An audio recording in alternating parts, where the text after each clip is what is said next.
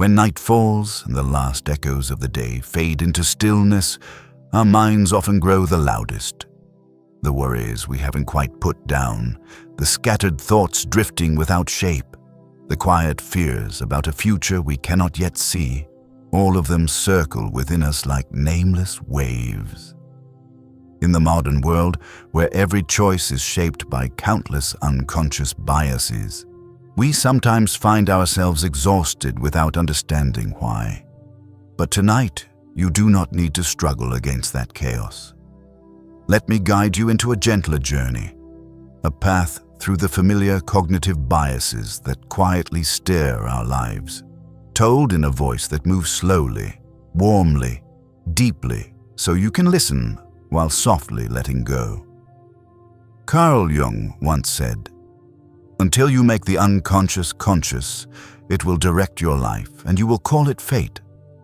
And in the next 3 hours, we will look into those unconscious spaces with the softest light. Not to judge, but to understand. Not to tighten, but to loosen, to breathe, to soften. So, release your shoulders, slow your breath by just a single beat, and let this night become the moment where you gently return to yourself. We begin tonight's journey with a question far larger than ourselves. A question as old as the moment humans first learned to look up at the sky and wonder about the meaning of existence. Where does consciousness come from, and why do the silent movements of matter transform into a subjective experience? Gentle, mysterious, and impossibly intimate. Like this feeling of being alive, of knowing I exist. As you release the tension in your body and let your breath fall into a slower rhythm, imagine the newborn universe. No humans, no voices, no stories, no emotions. Only drifting clouds of gas colliding, dissolving, condensing, stars forming, then exploding, scattering carbon, nitrogen, oxygen into the dark. Everything was mindless. No thought, no doubt, no sorrow or joy. Only matter obeying the cold laws of nature. And yet one day, somewhere in that vastness, billions of atoms began arranging themselves in ways so strange that they could perceive their own arrangement. They became cells, then neural networks, then a brain, and at some unknowable moment, an inner whisper emerged. I. That is one of the deepest miracles of existence, but it would take centuries more before humans learn to ask the question in reverse.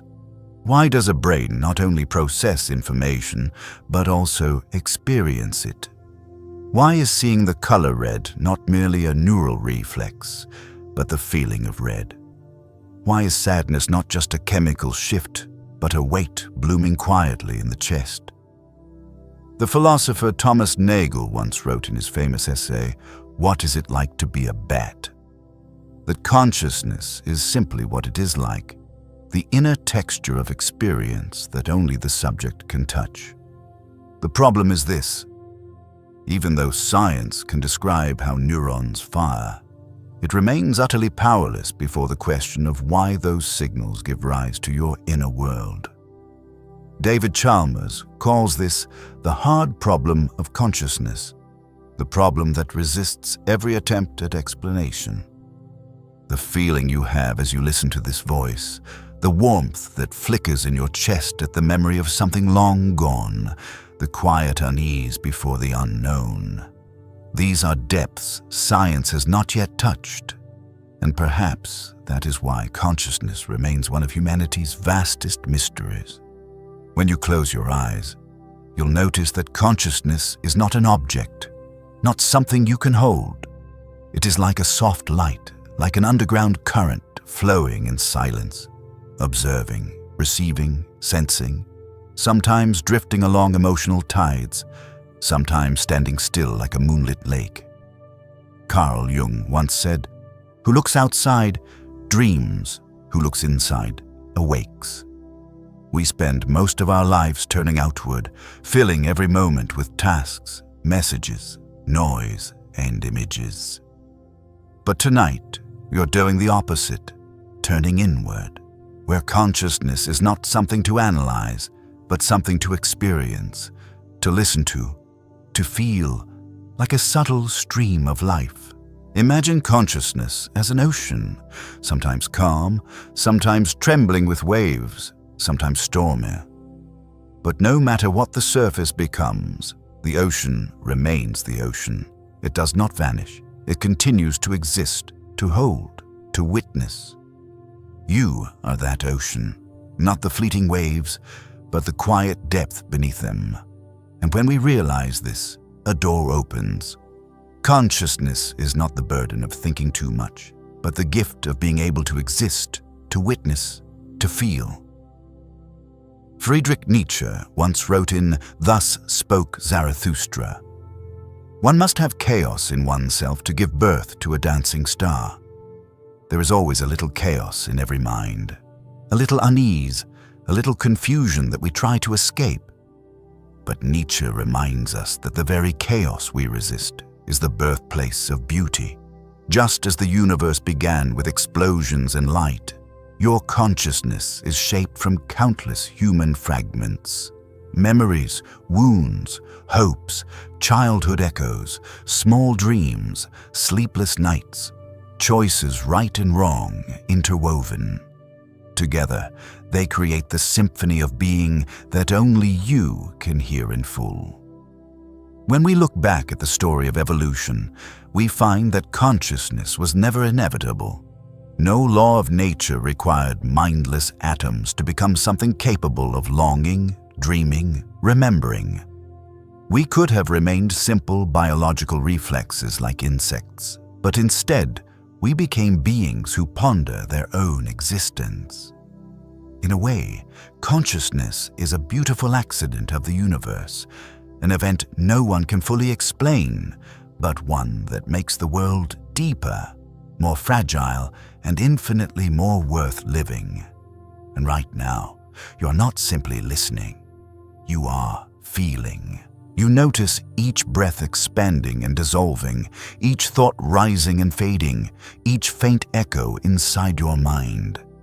That is consciousness, a quiet light traveling through the dark, illuminating each layer of your inner world. And when you let it be gentle, you begin to see that consciousness is not something to be solved, but something to be observed, to be treasured, to be accepted as it is. Like gazing into water, if you stir it, the depths vanish. But if you let it settle, everything becomes clear. Consciousness works the same way. When you stop trying to control it, it becomes transparent. You no longer get swept away by thoughts. You simply witness them. You're no longer ruled by awareness. You observe it, like someone standing on the riverbank watching the current flow. And in that moment, you feel a freedom that is quiet, subtle, profound. The freedom of existing, the freedom of being yourself. As the journey of part 1 comes to a close, you may feel that consciousness, once complex and elusive, has grown gentler, closer, as if it had always been waiting for you to return. And from that silence, we move forward to the next chapter, where a famous paradox will challenge the very notion of what it means to be a self. Part 2. The Ship of Theseus. Paradox. As we step away from the journey of Part 1, where questions about consciousness opened before us like an endless sky, you may feel yourself quieting a little, as though the mind has softened, stilled. Consciousness, that gentle inner light, has revealed something subtle yet profound, that you are not merely the scattered thoughts passing through you, but the one who observes them. And as that understanding settles, another question begins to rise, soft but unsettling. If consciousness allows us to know that we exist, then what allows us to know who we are? From that question, an ancient paradox slowly emerges from the shadows of philosophy, moving toward you as though it has been waiting all along, the Ship of Theseus paradox. A paradox that asks a simple question powerful enough to shake the foundations of identity.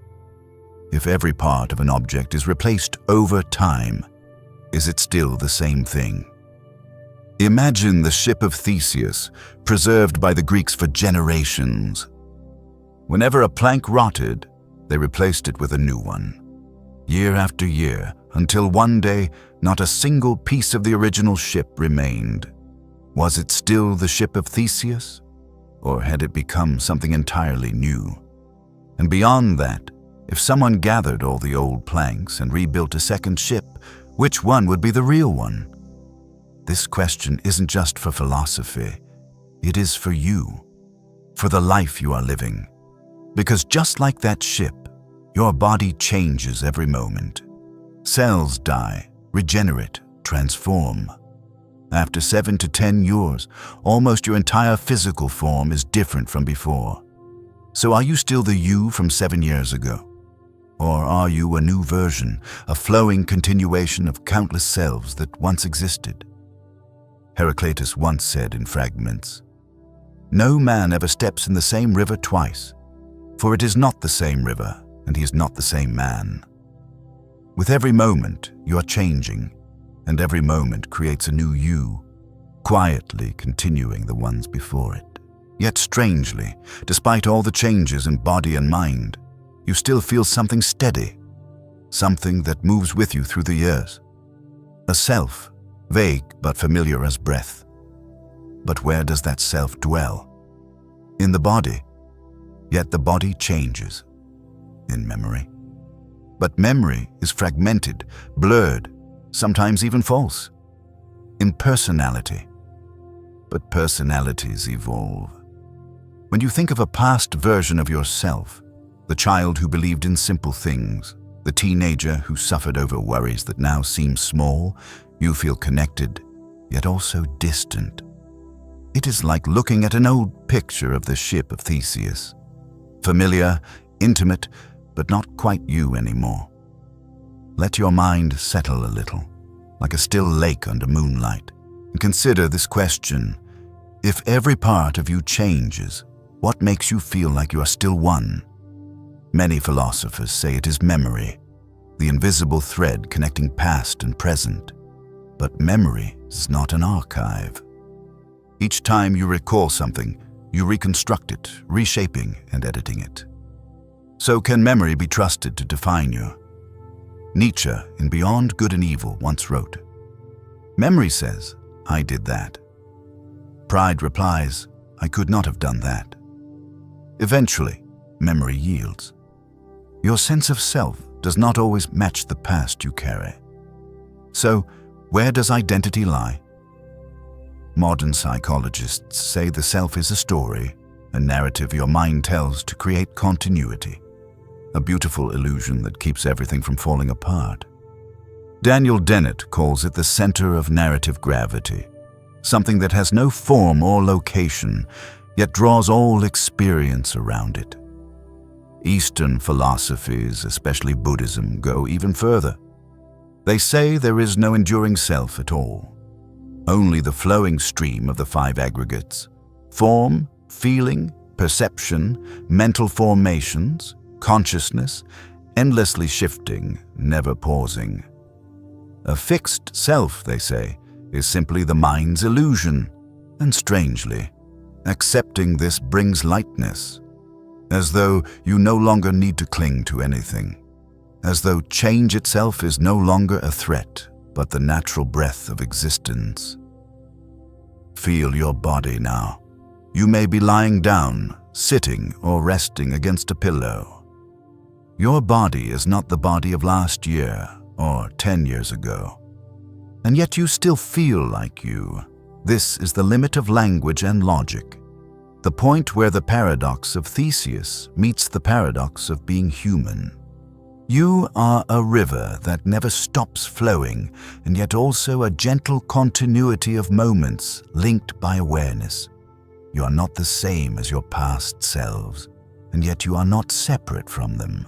And in that realization lies a quiet comfort that you are allowed to change, that you are not bound to remain any single version of yourself forever, that each thought, each wound, each sorrow, each mistake is not you. They are just old planks that can be replaced, like the ship of Theseus. When a decayed plank is removed, the ship does not weaken. It becomes sturdier, safer, ready for longer journeys. And so do you. You are changing every day, sometimes so quietly you don't notice. You are leaving behind worn-out versions of yourself to become something stronger, deeper. And in that journey, identity is not a destination, but a process. Tonight, in this peaceful space, you can feel that movement more clearly. Slow, soft, like the wind outside your window. You are the ship drifting across the ocean of time, and each moment is a small wave carrying you forward. As part 2 gently comes to a close, let the idea of change settle in your mind. We now continue this journey with another question, equally haunting. If the self is not fixed, do we truly have free will? And from here, the path opens toward part 3. Free will versus determinism, quiet yet magnetic, as though the universe itself is whispering an invitation. Shall we continue? As the echoes of part 2 continue to drift quietly through your mind, the thoughts of Theseus' ship, of change unfolding piece by piece, why something faint yet familiar still persists. You may sense another question beginning to take shape, like a thin mist gliding across the surface of your awareness. If everything within us is always changing, if both body and mind are flowing streams with no still point, then are the decisions we make truly ours? Or are they simply more waves in the vast ocean of cause and effect? From that quiet intersection of thought, the theme of part 3 unfolds gently. Free will versus determinism, one of the oldest and deepest questions humanity has carried. Do we possess real free will, or are all our choices shaped in advance by forces far beyond our control? Let your mind slow just a little more. Feel your breath as though it is passing through the doorway of yourself. In that stillness, this question stops being abstract philosophy. It becomes personal. It touches your sense of living, your ability to choose, to take responsibility, to shape the direction of your life. Free will is the foundation of everything we believe about ourselves. It allows us to feel autonomous, empowered, capable of steering our own destiny. Yet determinism places before us a colder truth, that every event has a cause, and if you trace each cause far enough back, you realize that every choice you make is the final link in a chain of countless influences. A child is born with a specific set of genes into a specific family in a specific place, with circumstances it did not choose. Early experiences, wounds, beliefs planted by others, emotions formed by environment, all of these create a chain of causality from which a person grows, thinks, and feels. So, is such a person truly free when making a decision? Or are they simply following a path laid out by innumerable forces before them? Spinoza once wrote in Ethics, "Men think themselves free because they are conscious of their actions and ignorant of the causes by which they are determined." We believe ourselves free because we know what we do, but not why we do it. Imagine you stand before a crossroads. You could turn left or right. The first feeling that rises is, I can choose. But look closer, and you'll see that choice was shaped by many things. Memories of past times you turned left, fear of what lies on the right, a parent's old warning, the way the streetlights make one path feel safer, or even the simple fatigue in your legs urging you toward the shorter walk. Free will seems present, yet surrounded by countless unseen forces. Even so, the idea of free will still holds a powerful place in philosophy and in our lived experience. We feel, moment by moment, that we can accept or reject a thought, that we can hold our tongue when anger rises or keep walking when life becomes difficult.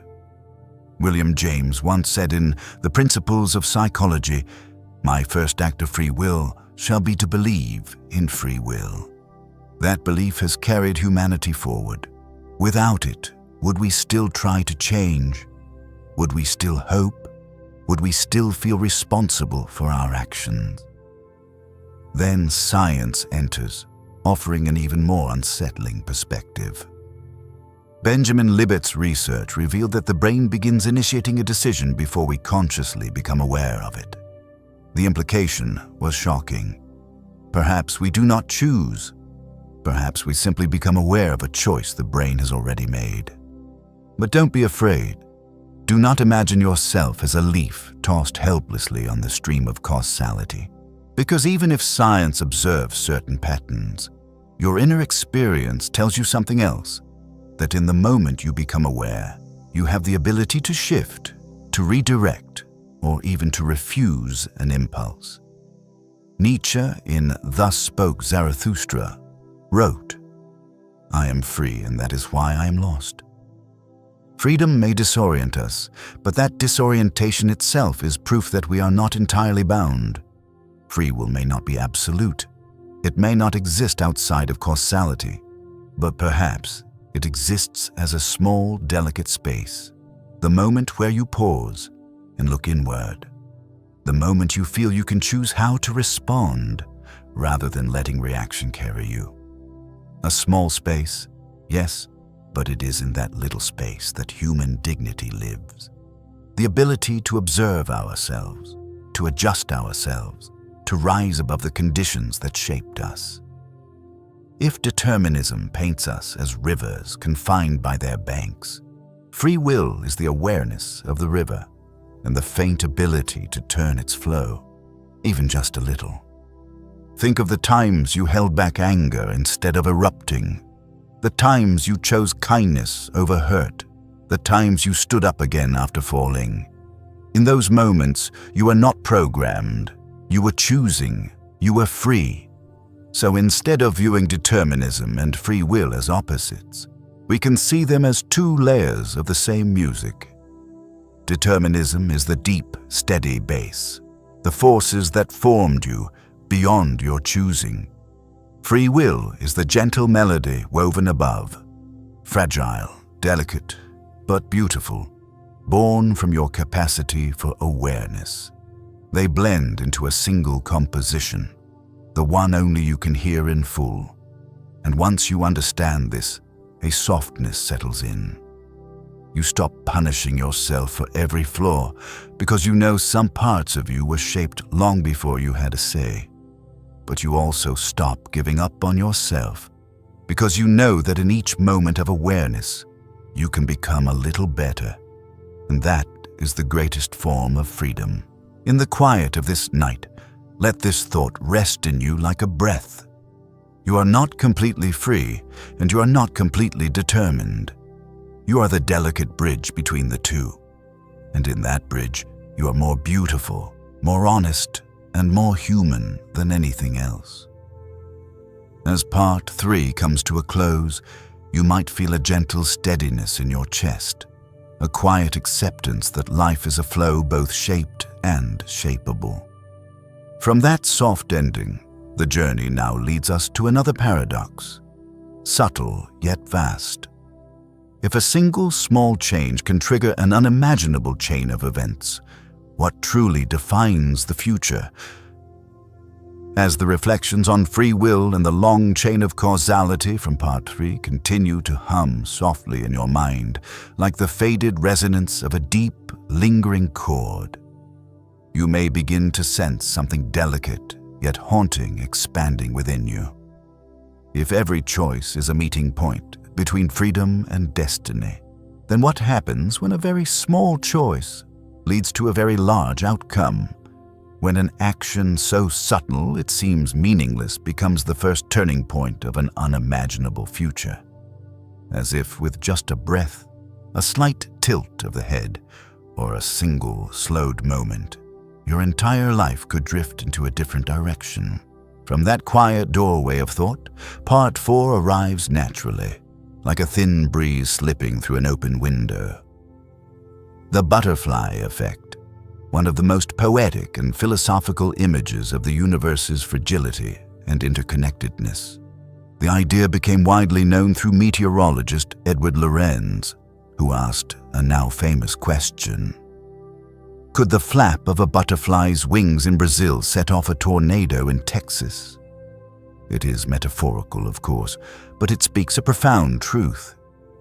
That tiny events can give birth to consequences far beyond anything we can predict. And tonight, in this slow and gentle voice, we will touch this idea at a deeper level, the level of the human soul. Close your eyes for a moment and let your imagination drift. Picture a butterfly with thin, near-transparent wings, moving through a forest in slow, almost silent waves. The motion is so soft it barely disturbs the air. Yet in the world of non-linear physics, even such a tiny disturbance can alter an entire weather system weeks later. And in the world of human living, a moment so small, a sentence, a decision, a glance, a single slowed heartbeat, can reshape the rest of your life. You may have experienced this.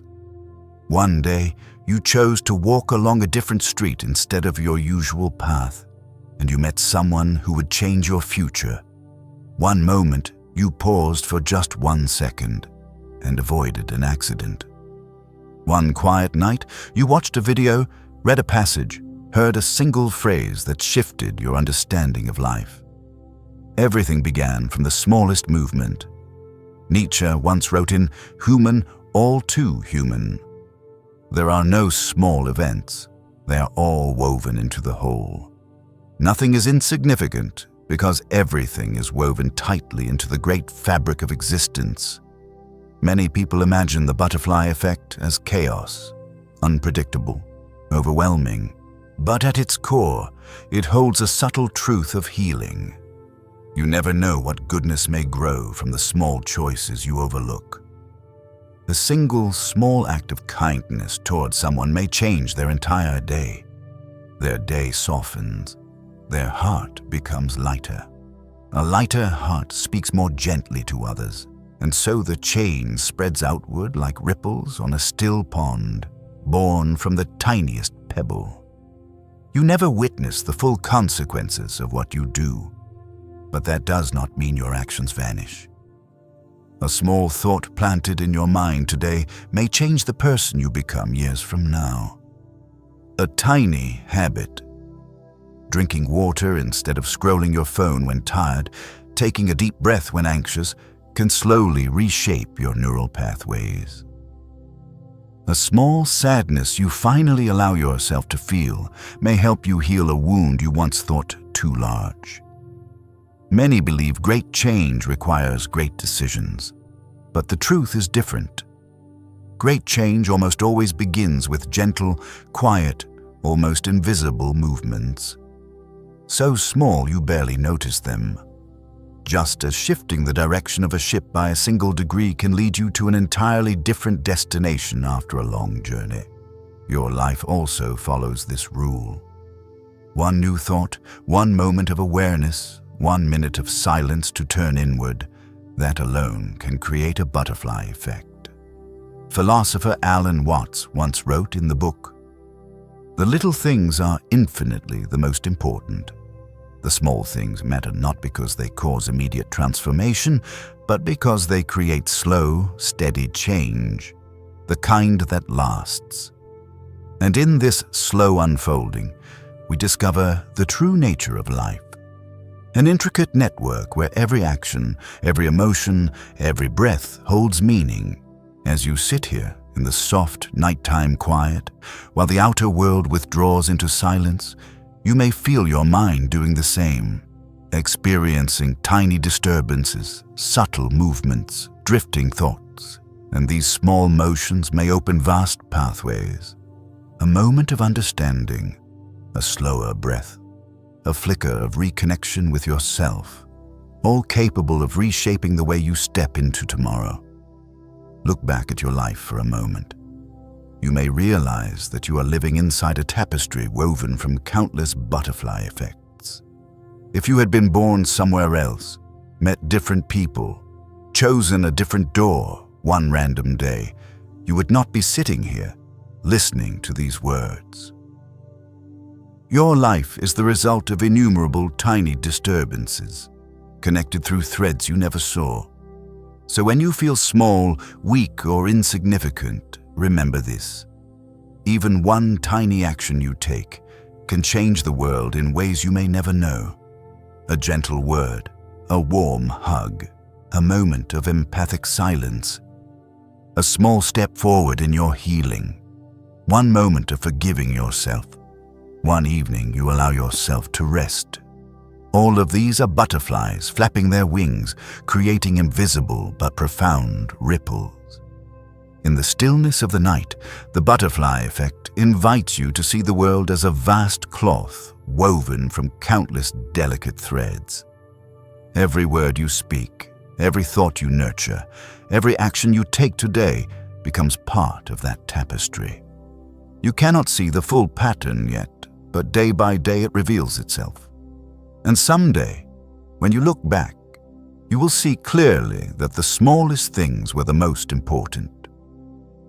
As part 4 closes quietly, like a gentle door drifting shut, let the idea of the fragility and wonder of each moment sink deeper into your mind. From the butterfly effect, we now step into another paradox, one that will challenge your sense of time and causality, one that whispers a haunting question. If a small event can create a vast outcome, can a vast outcome create a small event? As the gentle echoes of the butterfly effect from part 4 continue to drift through your mind, like the soft reminder of how fragile and interconnected everything truly is, you may feel that the story of cause and effect is still unfinished.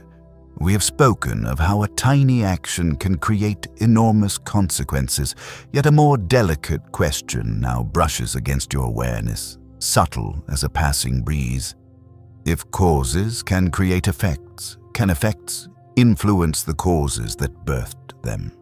A quiet circle where you no longer know what came first, what came after, or whether time truly moves in a straight line at all. And from this soft confusion, part 5 emerges naturally. Reverse causality, the phenomenon where cause and effect fold into one another, looping, twisting, reversing in a way that leaves you both unsettled and mesmerized, as though standing inside a maze where every path leads back to the beginning. Tonight, under the quiet rhythm of your breath, we will enter that maze with the calm of the soul. Imagine standing before a still lake, its surface reflecting the night sky with perfect clarity. When you drop a pebble into the water, ripples spread outward, one ring, then another. The pebble falling is the cause. The ripples are the effect.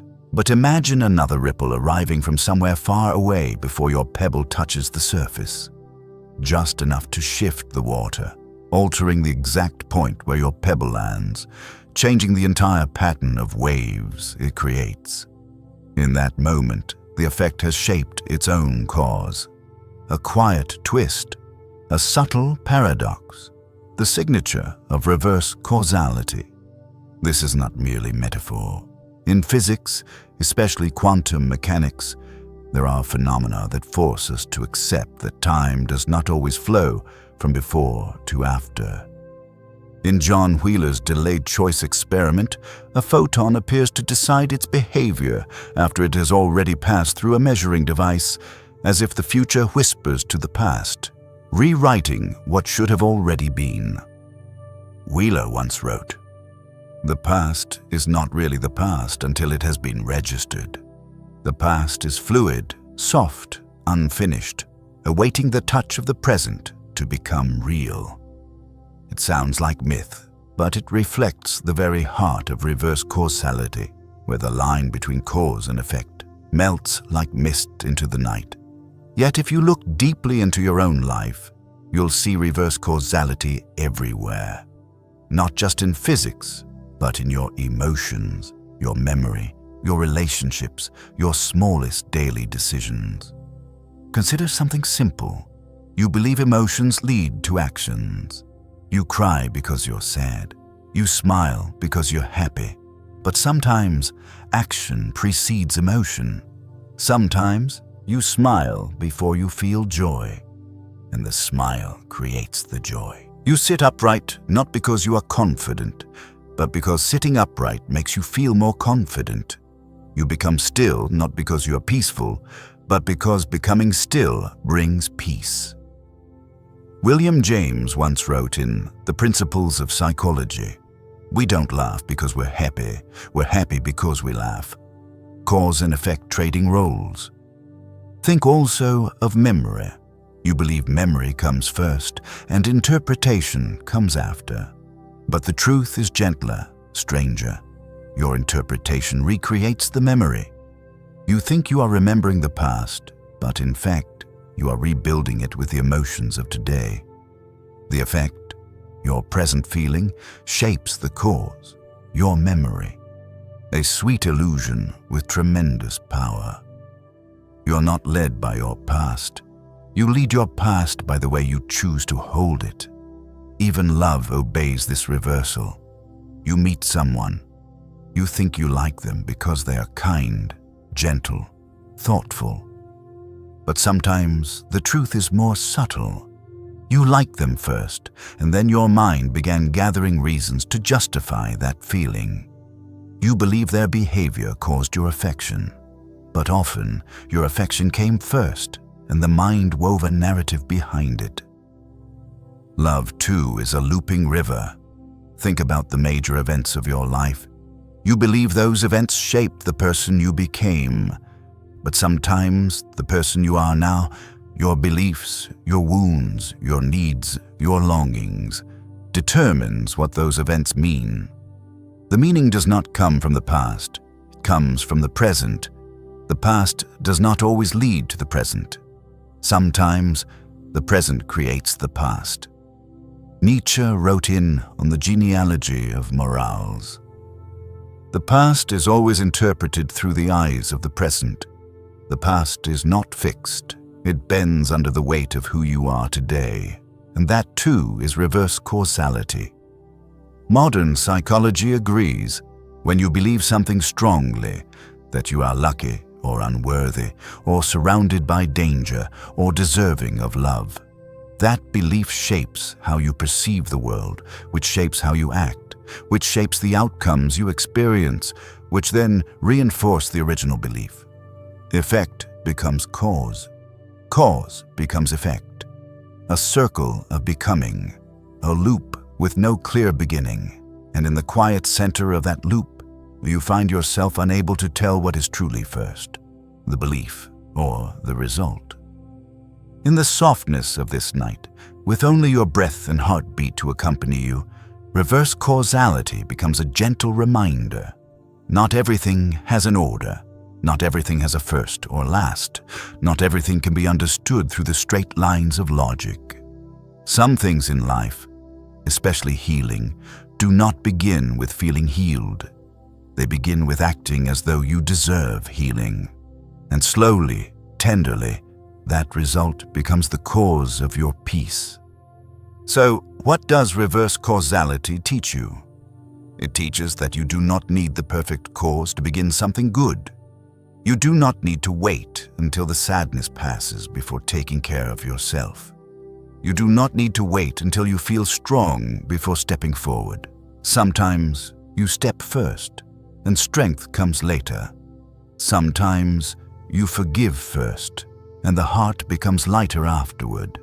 Sometimes you believe that life can be gentle first, and then life begins to shift in response to that belief. The result becomes the cause. The cause becomes the result. A quiet circle, soft as the rhythm of waves at shore. As part 5 drifts toward its end, you might feel your mind slowing, like a door closing softly, leaving a smooth darkness behind. Reverse causality does not come to confuse you, but to remind you that life is not always meant to be understood in straight lines.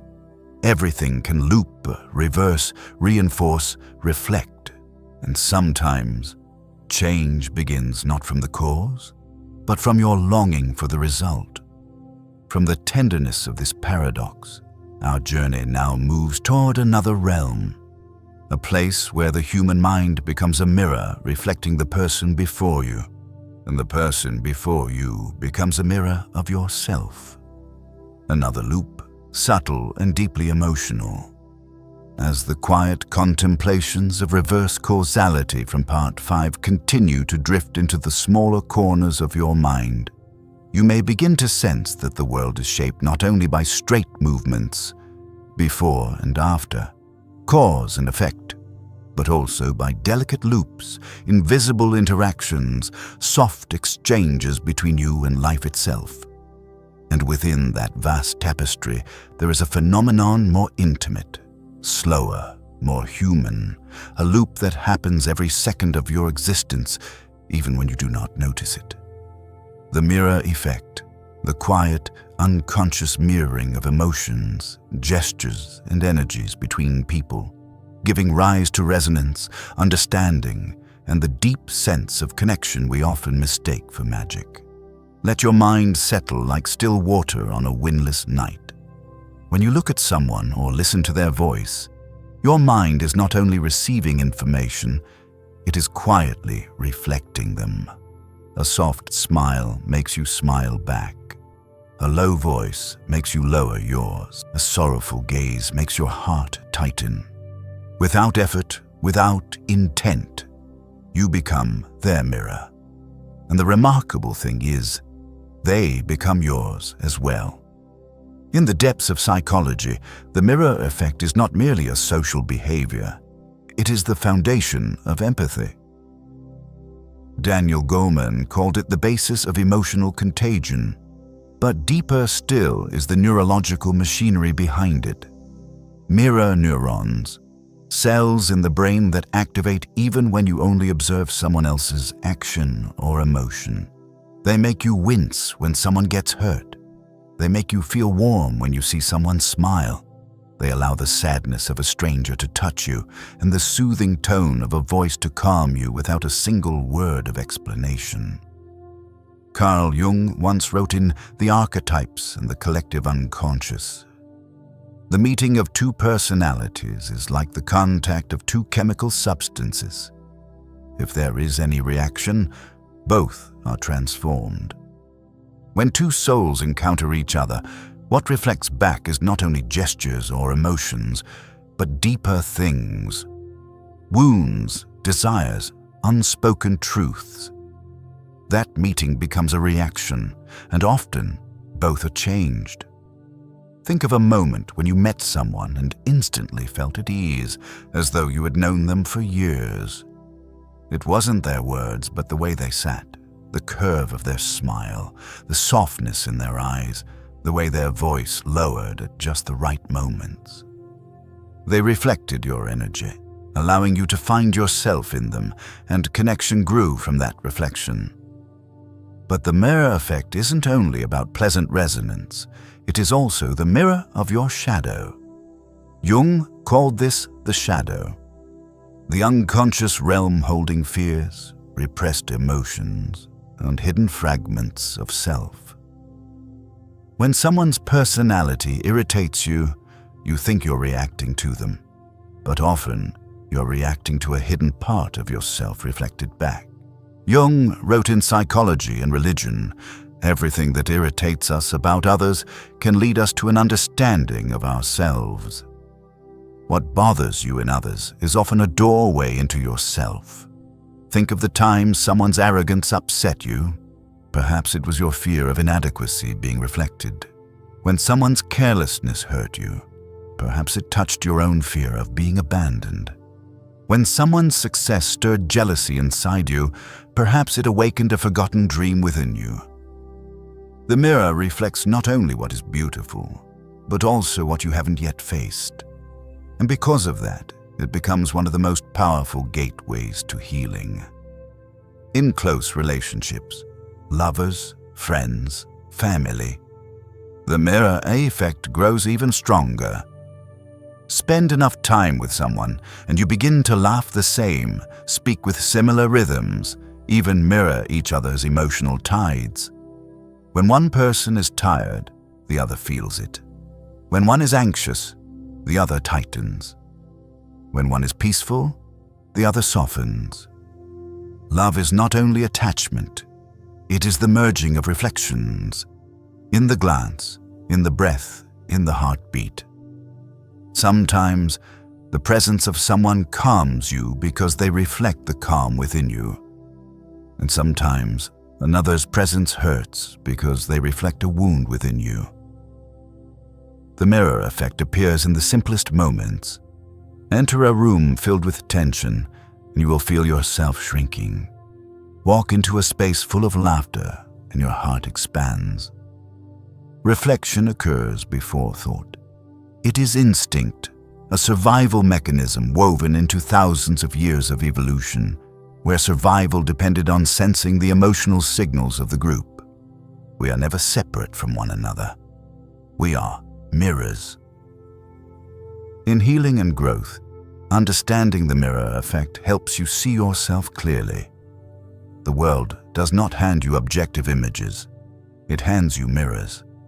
Mirrors we call other people. When someone hurts you, you may ask, why are they like this? But sometimes the softer, deeper question is, what are they reflecting in me? And in that moment, everything softens. You stop seeing yourself as someone attacked and start seeing yourself as someone learning. The mirror effect is also why some people pass through your life like gentle breezes, while others strike like storms. Some reflect your strength, making you stand taller. Some reflect your wounds, making you retreat. Some reflect the best in you, helping you blossom. And some reflect your vulnerabilities, causing you to contract. But look deeper, and you'll see this truth. No one enters your life to teach you a lesson, but everyone brings an opportunity for you to see yourself more clearly. They are mirrors, and within each mirror is a piece of the path leading you back to yourself. As part 6 slowly comes to an end, let this thought drift softly through your mind. You do not only reflect others, others reflect you. And in that reflection lies a quiet beauty. You are never truly alone. There is always someone, even in passing, holding up a fragment of you before your eyes. From this depth of reflection, our journey moves on to another realm where thought, memory, and human bias operate in mysterious patterns, often so subtle that we fail to notice them, yet powerful enough to shape every decision we make. As the echoes of the mirror effect from part 6 continue to linger quietly within your mind, a deeply human awareness begins to arise, that we do not reflect one another only through emotions, glances, or energy, but also through the smallest actions, the subtle gestures that can gently guide or lead us in directions we never expected. And from that awareness, like a natural shift in the flow of thought, we enter part 7, the foot in the door technique, a mechanism rooted deep within human psychology, where a small request can silently open the door to accepting a much larger one. But tonight, we will not see it merely as a manipulative tactic. We will see it as a soft philosophical lesson about change, about habit, about the nature of the things we allow ourselves to begin. Imagine someone tapping lightly on your door. You do not fully trust them, but they ask for something very small, simple, gentle, requiring almost no effort. And because the request is so minor, you say yes. Then, the next day they return, with a slightly larger request.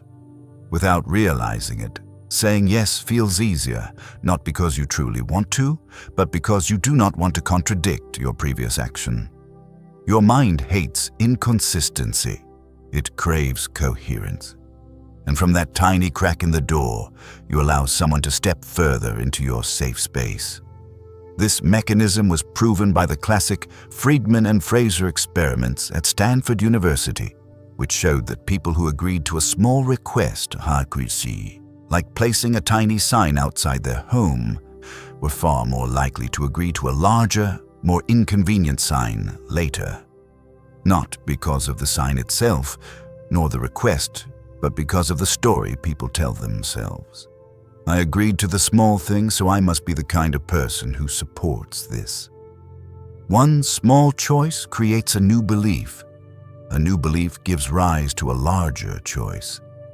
Nietzsche once wrote in The Gay Science, "We are always making ourselves. We are constantly shaping who we become, little by little." And that is the most beautiful depth hidden inside the foot in the door effect. It reveals not only how others influence us, but how we quietly influence ourselves. If the first 6 parts carried us through consciousness, identity, free will, chaos, and the reflections between souls, then the foot in the door technique becomes a bridge between inner life and outward behavior. It whispers a subtle truth. The self you believe to be fixed is formed by countless tiny choices. Who you become is not shaped by grand decisions, but by the small permissions you give yourself in the quiet of each day. Consider your life. You may have started a tiny habit, a morning glass of water, which led weeks later to exercise and eventually to an entirely new lifestyle.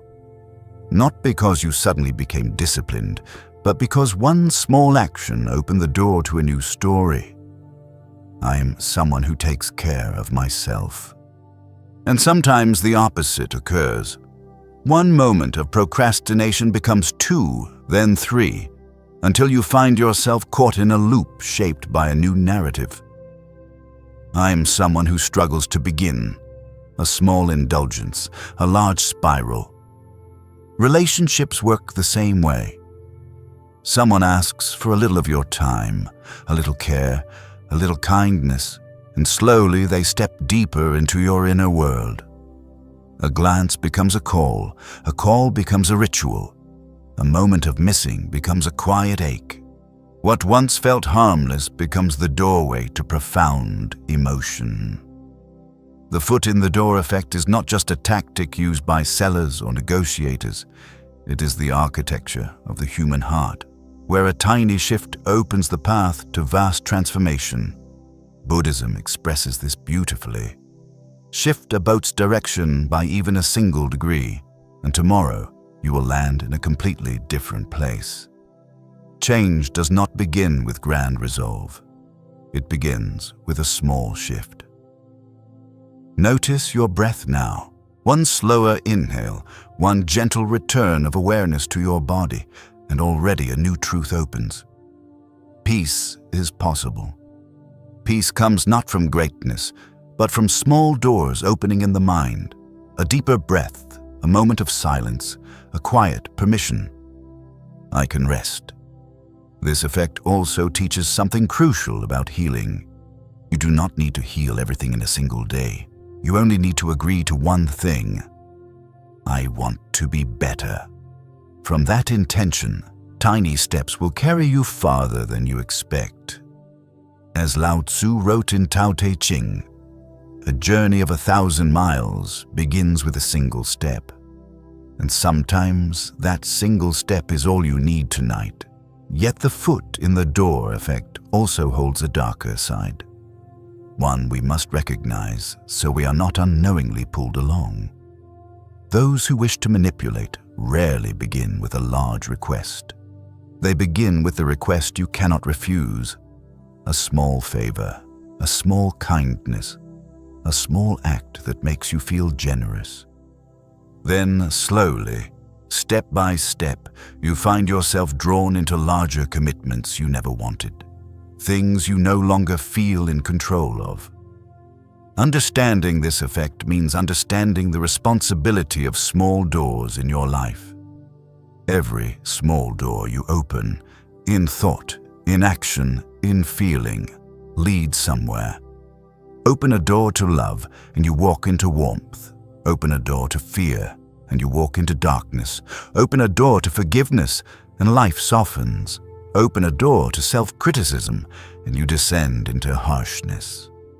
So tonight, under the quiet rhythm of this voice, let the foot in the door effect remind you of this truth.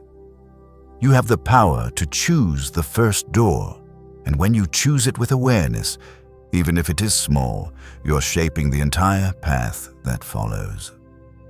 As part 7 closes softly, you may feel a gentle understanding settle in your heart. The tiny things you do each day are not meaningless. They are the foundation of who you are becoming. And from that understanding, we will step into a technique nearly opposite yet equally human, a reversed rhythm of psychology where the large request comes first and the small one follows. A counterpart that walks in parallel with the effect you have just explored. As the reflections on the small door from part 7 continue to settle gently in your mind, like a quiet reminder that every great change begins with soft, subtle movements, you may start to sense that humans are not guided only by gentle forces, like the foot in the door effect, but also by their opposite, requests so large, so sudden that we are compelled to step back, only to unconsciously step forward again when something smaller follows. And from that meeting point, between overwhelm and ease, between refusal and acceptance, our journey moves naturally into part 8, the door in the face technique.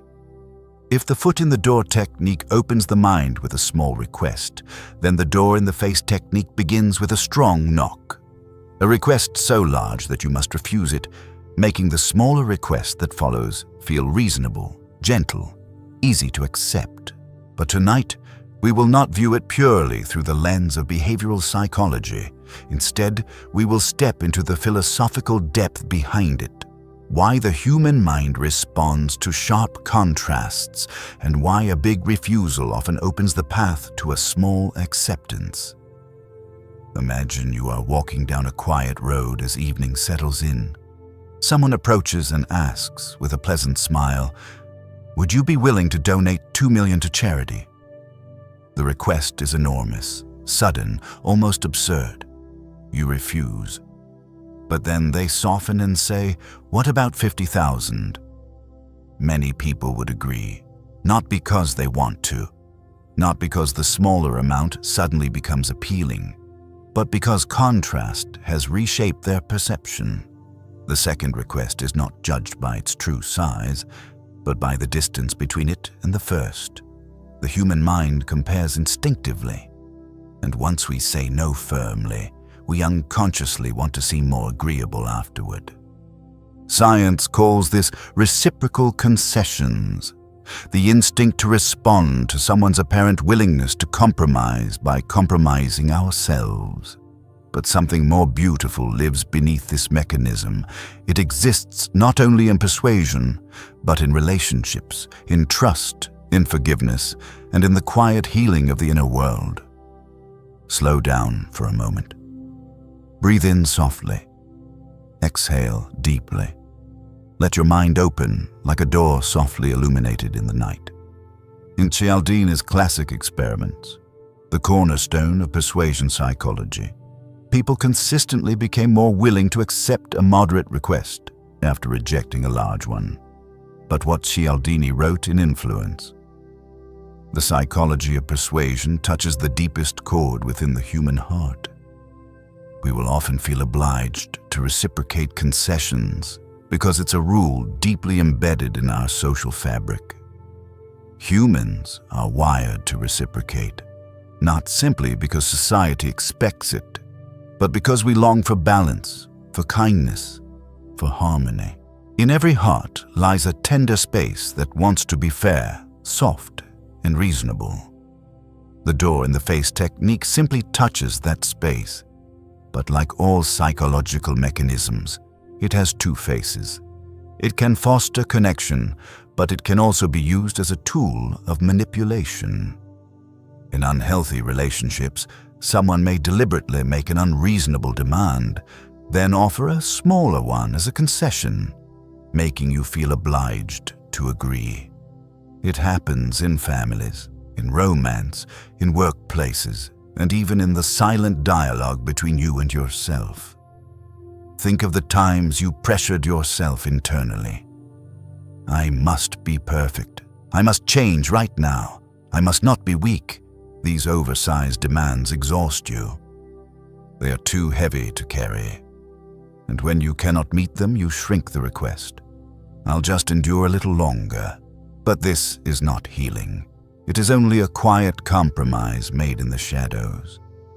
So tonight, the door-in-the-face technique becomes a reminder. You can recognize the oversized demands life, or your own mind, has placed upon you. You have the right to say no, and you have the right to agree only to what aligns gently with your heart.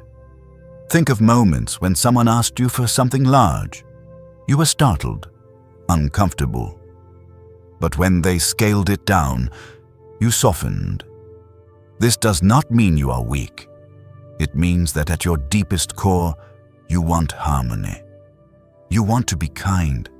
You want to preserve warmth between yourself and the world.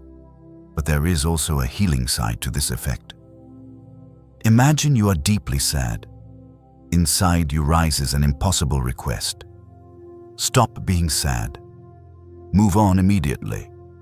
It is a demand you cannot fulfill. You refuse. Your mind knows it cannot do it. But when you soften the request, take one deeper breath. Allow yourself to feel this without judgment. Rest for a moment. Suddenly, you can say yes. This is the door-in-the-face you use on yourself. A large demand gives way to a small one your heart can accept. And when that small choice is repeated day after day, it becomes a great transformation. Nietzsche wrote in Thus Spoke Zarathustra, "You must be willing to burn yourself in your own flame. How could you rise anew if you have not first become ashes? Oversized expectations can burn you to exhaustion. But from the ashes, you can choose a gentler request, one that honors your humanity. And that is what allows you to rise again." The door-in-the-face effect also offers a tender lesson about the human heart. When someone refuses your large request, it does not mean they do not care. It simply means the initial request exceeded their capacity. When you adjust the request to something more human, connection becomes easier, truer, warmer. Pause here for a moment. Let your body relax into this quiet. You may sense that between a large request refused and a small request accepted, there is an exquisitely delicate space, and within that space lies human freedom, the freedom to choose, to balance, to listen inwardly. As Part 8 comes to a close, hold this gentle truth within you. The things that are too large are sometimes only gateways to what is just right, and often, to understand someone or to understand yourself, you do not need more than a moderate request, a soft breath, and a sincere listening. From that tenderness, our journey now moves toward a familiar bias, one so deeply woven into human cognition that it shapes what we notice, what we remember, and what we believe, often without us realizing it. As the gentle reflections on the oversized door from Part 8 continue to settle quietly in your mind, like the soft echo of a wave touching the shore before dissolving into silence, we step into another landscape of human psychology, a place neither loud nor dramatic, yet one that silently shapes the way we see the world. If the door-in-the-face technique showed how strongly we are guided by contrast, then this next paradox reveals how deeply we are guided by our own expectations, how we see only what we want to see. And from the meeting point between intuition and selective perception, the door of confirmation. Bias opens softly before you. Allow your breath to slow. Let your body blend into the stillness of the night. And in that tender moment, step with me into the realm where belief becomes a mirror held up against reality, where the mind keeps only the pieces that fit the story it has already chosen. Confirmation. Bias is not merely a cognitive error. It is the mind's natural mechanism for protecting itself from the overwhelming complexity of existence. The world is vast, chaotic, overflowing with contradictions. Each day we face thousands of fragments of information. If we tried to process everything objectively, the mind would collapse under the weight. And so the brain chooses the simpler path. It keeps only what reinforces what we already believe. This gives us safety, stability, familiarity, but it also allows truth to fade. The philosopher Francis Bacon warned of this long ago in Novum Organum. The human understanding, once it has adopted an opinion, draws all things else to support and agree with it. The mind, once it commits to a belief, draws everything toward it. It does not seek truth, it seeks confirmation. Think of a moment in your life when you believed someone was good or bad. Once that belief formed, you unconsciously paid attention only to the actions that supported your initial judgment. Someone you trust, a small gesture makes them seem sincere. Someone you doubt, a small glance makes you uneasy. You do not see them as they are. You see them as your belief wants you to see them. Think of relationships. When you love someone, you find evidence everywhere to support your affection. They remembered me. They care. They are kind. Even ambiguous signs become proof. But when your heart is wounded, you see different evidence. They're distant. They've changed. They don't care. Sometimes these signs are not truth. They are reflections of your pain. Carl Jung wrote in Modern Man in Search of a Soul, "We do not see things as they are. We see them as we are. We do not see the world's essence. We see our own essence projected onto it." Confirmation, bias, is the quiet voice of that truth. Inside you, the same pattern appears. When you believe you are inadequate, you find evidence everywhere. A small mistake, see? I'm terrible. A light criticism. Everyone thinks I'm not good enough. A temporary failure. I can never do anything right. It is not life judging you. It is your bias judging you. And when that belief loops silently inside your mind, you begin to live a life that matches it, just as Nietzsche wrote in Beyond Good and Evil. Belief is more dangerous than truth. But in the opposite direction, when you believe you are worthy of love, you find evidence of that too. When you believe you can change, you recognize opportunities. When you believe life still holds gentleness for you, even the smallest things, sunlight, wind, a stranger's smile, become signs of warmth. Confirmation, bias does not choose truth. It chooses allegiance to whatever belief you have given it. And that is why it is so powerful, because it makes the world stable, predictable, familiar. Beliefs become like maps drawn long ago, and this bias makes sure you stay on the path, even when it does not lead to truth. Let your mind drift back to an old memory, something you always believed to be true. A person, a moment, a conclusion. And then, years later, you realized reality may have been different. In that instant, you saw how confirmation bias is like a thin layer of mist over your eyes, guiding everything toward what you expected. Truth may not have changed, only your lens did. In daily life, this bias traps us in intellectual comfort zones. We read what affirms our worldview. We listen to those who echo our beliefs. We avoid what challenges us, not because it is wrong, but because it does not fit our inner map. Tonight, in the soft quiet of this narration, confirmation bias becomes an invitation to live more slowly, more gently, more wholly. It does not ask you to erase your bias. That would be nearly impossible. It simply asks you to recognize the lens you are wearing.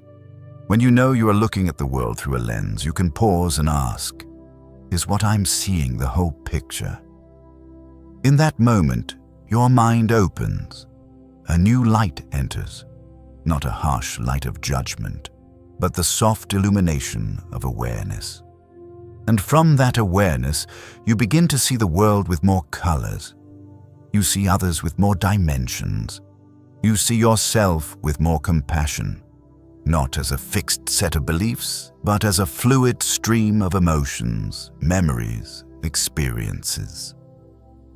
Notice your breath. Each breath is proof that you are alive, changing, unfolding, and each breath can help you see the world more clearly, more gently, like wiping a thin layer of dust from the surface of a glass. As part 9 comes to a close, hold this gentle truth in your heart. You do not need to see everything perfectly. You only need to know what lens you are looking through. And that awareness is already the first step toward freedom. Freedom from old beliefs, from narrow perspectives, from the filters that once limited your vision. From this stillness, our journey leads us to another bias, not about selecting information, but about becoming anchored to the very first thing we see. A bias that quietly anchors the mind, pulling it toward the initial detail, even when it fails to represent the whole truth. As the soft contemplations of confirmation bias from part 9 continue to drift through your mind like a thin veil of night mist, revealing how easily we seek only what supports our existing beliefs, you may begin to sense something deeper. The mind is shaped not only by what it chooses to keep, but also by what it encounters first. Those early impressions, those initial clues, those unconscious seeds planted long ago, they often linger far longer than we realize. And from that gentle shift in awareness, we step into another powerful bias. Anchoring bias, where the very first piece of information becomes a silent anchor, holding the mind in place, pulling every later judgment into its orbit, even when that first impression is far from the truth. Let your breath slow. Imagine your mind as a small boat floating on a perfectly still surface. Anchoring bias is the invisible anchor lodged deep beneath the water, holding the boat in a position that feels accidental, but quietly determines your entire direction. The first thing you hear, the first thing you see, the first thing you feel, the first thought that crosses your mind. Any of these can become the fixed point from which every later perception is stretched, reshaped, or confined. In psychology, anchoring bias is considered one of the strongest cognitive biases because it does not operate through reasoning. It operates through speed, through the brain's instinct to grab onto a reference point so it can simplify an overwhelming world. But like every mental mechanism, it carries both light and shadow. Consider a simple example. Someone asks, "How many countries are in Africa?" and casually mentions the number 60 beforehand. Instantly, your mind gravitates toward that number, estimating something close to it despite having no real basis. Because the first number appeared, the mind treats it as the foundation. Life works in exactly the same way. A first salary can become an anchor for how you value your work. A first judgment can anchor how you see another person. A first heartbreak can anchor how you expect love to feel. And sometimes, the heaviest anchors do not come from others. They come from within you. Let your mind drift like you are standing by a nighttime shore, watching the waves roll in softly. Deep in the ocean of memory, there are first pieces of information that became anchors long ago. A parent saying, "You must be strong." A teacher whispering, "You're not good enough." A childhood wound murmuring, "You don't deserve love." A quiet expectation pressing, "You must be perfect." Though years have passed, those words remain as invisible anchors. Whenever you make a decision, your thoughts and emotions unconsciously orbit these anchors. You judge yourself through words spoken when you were too young to understand. You measure your worth through someone else's eyes from long ago. You do not realize you are living in the shadow of the first information. Nietzsche once wrote in Beyond Good and Evil, "Many a man fails to become a thinker for the sole reason that his memory is too good. People cling to old impressions so tightly that they cannot see the world anew. They remain anchored to perspectives that no longer serve them." Anchoring bias shapes how we love too. If your first love equated silence with affection, you may unconsciously assume silence is love. If your first heartbreak was abandonment, you may assume leaving is normal. If your first romance caused pain, you may think love always hurts. Not because love is inherently painful, but because the heart's first anchor told you so. In new relationships, you interpret everything through that anchor. They text slowly. They must not care. They're quiet. They must be leaving. They're too kind. They will change. All because the anchor sits elsewhere. The mind does not see the present as it is. It sees the present through the anchor of the past. Anchoring bias appears in everyday moments too. When someone tells you a dish is expensive, you judge it more valuable. When someone says a movie is terrible, you watch it with lowered expectations. Then think it's not as bad as you heard simply because the initial anchor was so low. It happens within you as well. Begin your morning with a negative thought, and the whole day seems darker. Enter a room with unease, and everything inside feels threatening. Believe from the start that you are not good enough, and every opportunity feels out of reach. Psychology calls this the anchoring effect, but philosophy gives it a gentler name: the habit of fixation. Humans anchor themselves to fixed points, and then orbit their entire lives around those points. But here is the beautiful truth. Anchors can be lifted. You can choose a new anchor, a new story, a new reference point for your mind to revolve around. This does not happen overnight, but it begins with a single, small awakening. Am I being influenced by the first thing I heard? Is this feeling true or just familiar? Is this belief mine or someone else's anchor placed inside me long ago?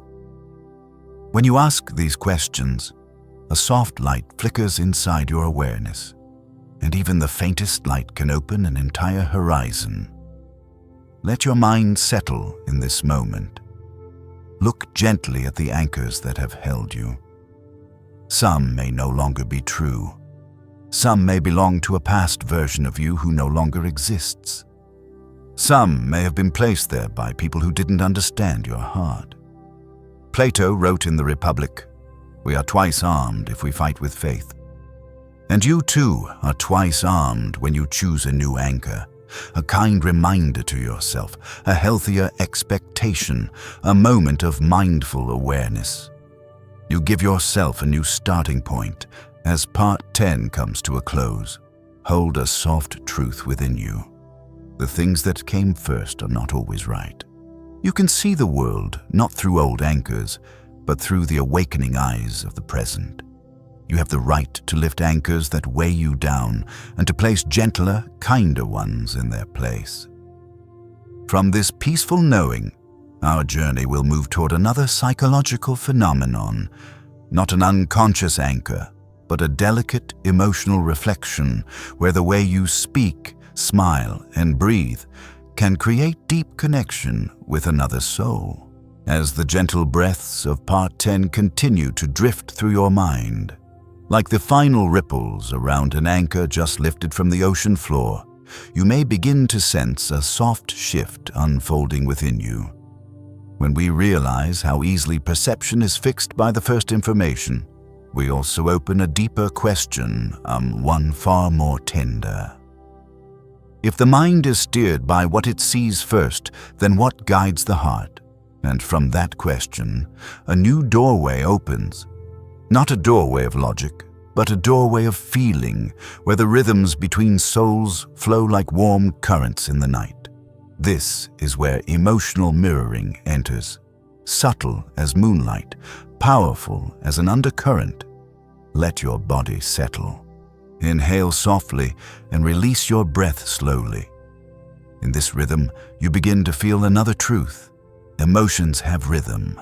Voices have rhythm. Eyes, breaths, gestures, all carry rhythm. And humans, in their most ancient essence, are creatures of harmony. We feel safe near those whose rhythm matches ours. We trust them. We open up to them. We find ease in their presence. Emotional mirroring is not simply a psychological technique. It is an instinct wired deep into our being. Imagine meeting a stranger.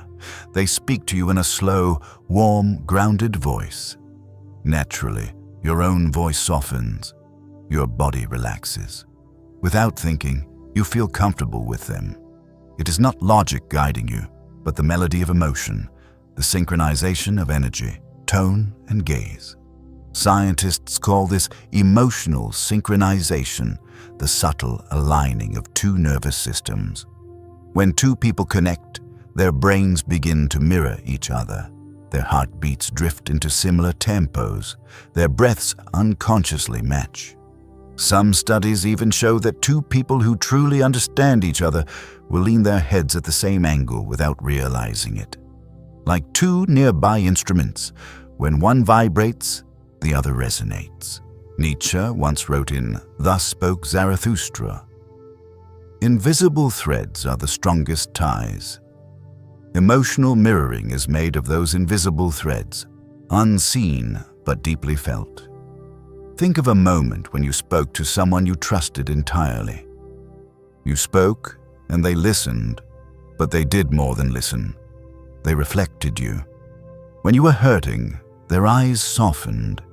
When you smiled, their smile widened. When you hesitated, they slowed down to create space.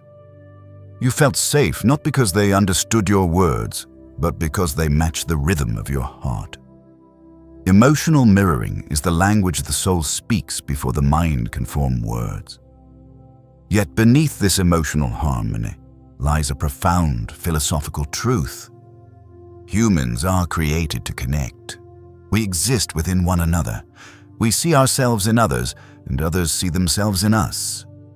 Carl Jung wrote in The Undiscovered Self, "The meeting of two personalities is like the contact of two chemical substances. If there is any reaction, both are transformed." Emotional mirroring is that reaction, the invisible blending of two inner worlds, transforming both.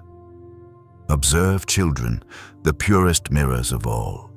One child cries, and another begins to cry. One laughs, and the whole room fills with laughter. Children do not know psychology. They do not know the word mirroring. They simply reflect because that is what humans are born to do. To feel with, not just to feel. As we grow older, pain, fear, and old wounds make us forget this instinct. We hide our true emotions. We avoid mirroring another's sorrow out of fear it may swallow us. We avoid mirroring tenderness because we fear vulnerability. We avoid mirroring sincerity because we fear being misunderstood. And slowly, we close ourselves off, losing the simplest bridge between two hearts. Emotional mirroring reminds us that connection does not come from effort, logic, or skill. It comes from aligning with the emotional rhythm of another, small, natural, gentle. Remember a conversation where you felt truly seen. not because the other person offered advice, but because they matched your tone. When you spoke slowly, they slowed down too. When you were sad, they softened. When you grew quiet, they held the silence with you. When you dreamed aloud, they lifted their tone ever so slightly. The harmony made you feel understood, accompanied, held. Now recall a conversation where you felt unsafe. The other person spoke quickly while you were fragile. They laughed when you were heavy. Their rhythm clashed with yours, widening the distance between you. Emotion is rhythm. Rhythm is connection. In healing, emotional mirroring holds deep power. Many people cannot cry for themselves, but cry when they see someone else cry. Through another's trembling voice or fragile breath, they finally access their own buried grief. They heal through the mirrored pain of another. In Eastern philosophy, especially in meditative traditions, presence is considered the strongest form of healing, not through words or actions, but through the quiet, attuned presence of one being with another. Emotional mirroring is presence. It is the soul aligning with another soul without judgment, without pressure, without the urge to fix. And when you do that, you become a sanctuary for someone, a soft ground where their pain can rest, a small brightness where they can simply be themselves. But like all human mechanisms, this one has a shadow. Manipulators understand emotional mirroring well. They mirror your tone, your breath, your emotional cadence to create false intimacy. They echo your sadness, your excitement, your vulnerability, not out of empathy, but to gain your trust. Jung once warned in Ion, "Beware of those who mirror your light too easily. They may only be reflecting your shadow." Understanding this shadow is not to make you fearful, but conscious, so your connections can be authentic rather than deceiving. Pause here, gently, without rush. Emotional mirroring is a gift, and you can use it to nurture relationships, to cultivate peace, to let others feel seen, heard, and loved. Sometimes, all it takes is matching someone's breath, meeting their eyes softly, lowering your voice when theirs trembles, offering your presence without trying to control the moment. As part 11 comes to a quiet close, you may feel a tender truth inside you. Connection does not require skill or rationality. It simply requires harmony. And from that harmony, our journey will move into another psychological principle, one shaped not by rhythm or resonance, but by the unpredictable pull of uncertainty, where fluctuating attention and emotional availability can anchor a person more powerfully than consistency ever could. As the gentle afterglow of Part 11 continues to linger in your mind, where emotional mirroring revealed that human connection is born not from grand gestures, but from soft rhythms and quiet, shared emotional reflections, another paradox begins to stir within that same tender space, one tinged with a subtle darkness, a fragile longing, something deeply human, because it touches the ways we crave to be seen, to be chosen, to be loved through patterns that seem harmless, yet hold immense power. And from that natural shift of breath, we enter Part 12, Intermittent Reinforcement, the psychology of unpredictable reward. If emotional mirroring shows how we bond through harmony, intermittent reinforcement reveals how we become attached through disharmony, through cycles of giving and withdrawing, warmth followed by coldness, presence dissolved into absence, until the heart loses its sense of stability. Let your mind slow down here, as if standing before a night ocean whose waves do not follow a pattern, sometimes rising warmly to your feet, sometimes retreating abruptly into darkness, leaving a cold emptiness behind, only to return again. And in the strange way of human psychology, the more unpredictable the rhythm becomes, the harder it is to walk away, not because the waves are steady, but precisely because they are not. B.F. Skinner, through his studies on behavior, discovered that random rewards bind more strongly than consistent ones. A rat that receives food predictably presses the lever only when needed, but a rat rewarded unpredictably presses it endlessly, caught in the hypnotic tension of hope. Humans respond the same. Inconsistency binds us. Uncertainty makes us stay. And when this principle enters the realm of emotion, it becomes intermittent reinforcement. Affection appearing and disappearing in unpredictable cycles, creating longing, hope, and attachment. Imagine someone who texts you constantly for days, filling your heart with warmth and certainty, only to vanish without a word, then return again, sweet, present, tender, before fading away once more. Your heart is pulled into a loop. You don't know when they will love you, when they will leave, and it is precisely this unpredictability that binds you to them more tightly than steady affection ever could. If someone is always cold, you leave. If someone is always kind, you trust. But when someone shifts between the two, warm then distant, your heart loses its footing and falls into waiting, hoping, craving the next moment of warmth. As Nietzsche wrote in The Will to Power, hope is the greatest of evils, for it prolongs the torments of man. Intermittent reinforcement turns hope into a cycle, and that cycle makes us cling even to what hurts us. Yet this dance does not exist only in love. In work, a boss who sometimes praises and sometimes ignores you makes you strive harder for approval. In childhood, inconsistent attention from a parent compels a child to work twice as hard to earn it. The brain waits endlessly for the next reward, never knowing when it will come. And gradually, intermittent reinforcement becomes more than something others do to us. It becomes something we unconsciously do to ourselves. Think of the times you whispered to yourself, "Today I'll be kind to myself," only to criticize yourself the next day. The moments you offered softness then took it back. The instances you encouraged yourself then shut down your own hope. You become the giver and the taker, the warmth and the coldness, creating inconsistency for your own heart, which makes it difficult to love yourself steadily. In healing too, intermittent reinforcement appears.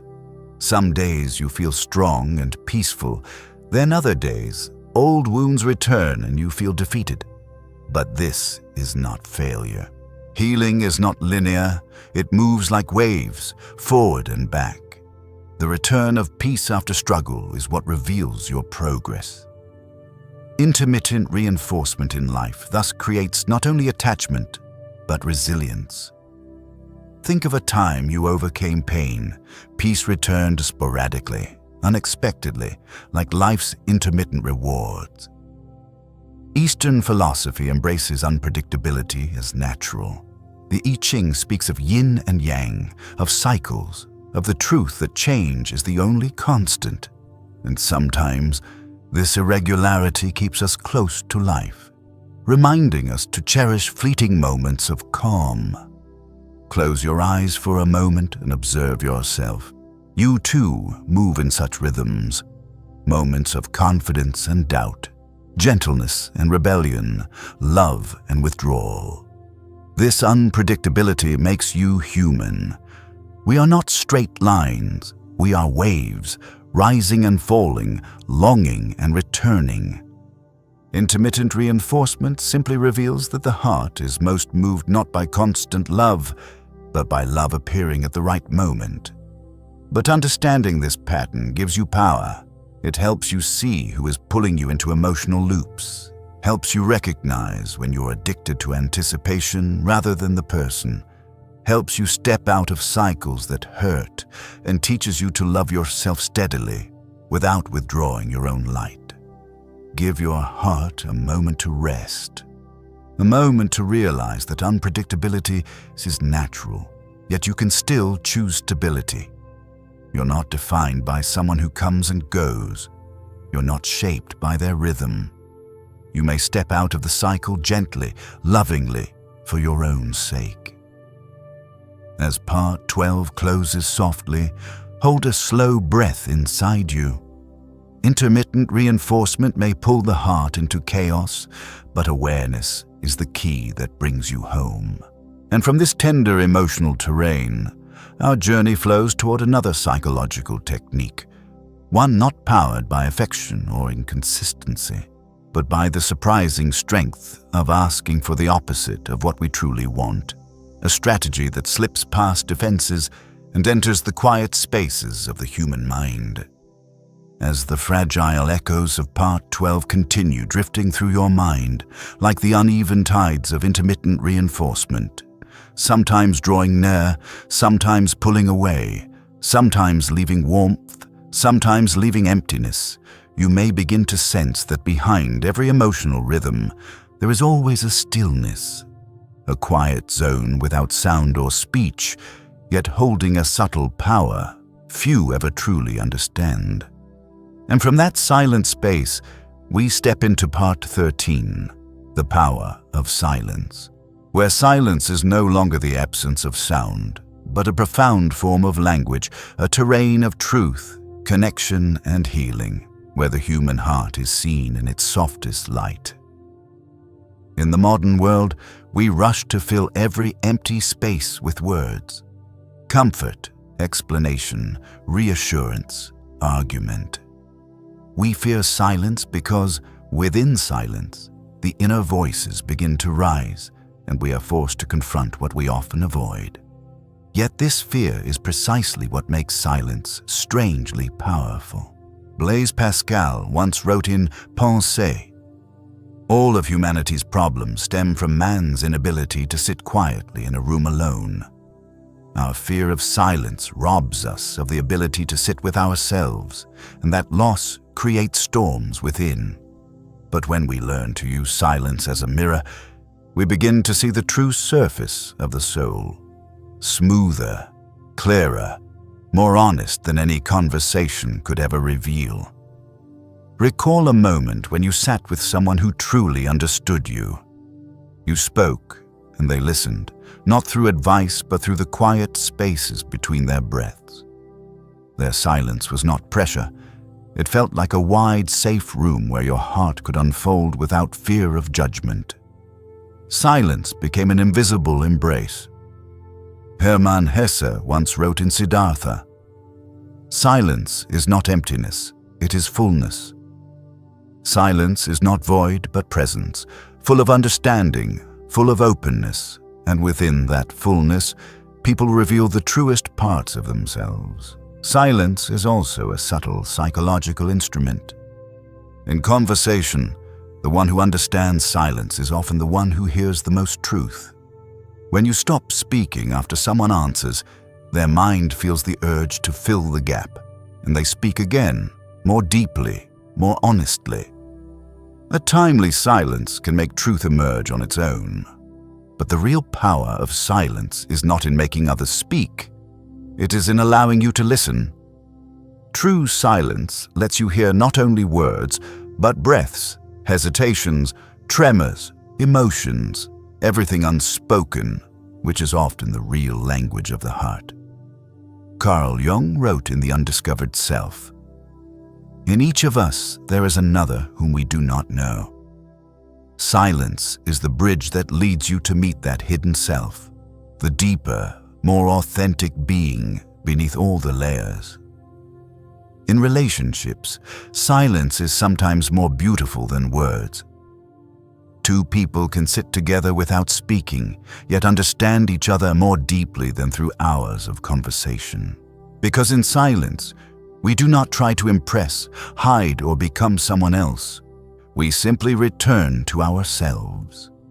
If someone's silence makes you feel safe, that is love. If someone's silence makes you anxious, that is something else. Silence itself is neutral. It can heal or harm depending on the heart that wields it. In the art of persuasion, silence is stronger than language. A skilled negotiator knows that after an offer is made, silence forces reflection. But here, we are not studying manipulation. We are exploring silence as a vessel of understanding and connection. In the landscape within you, silence is where you hear yourself.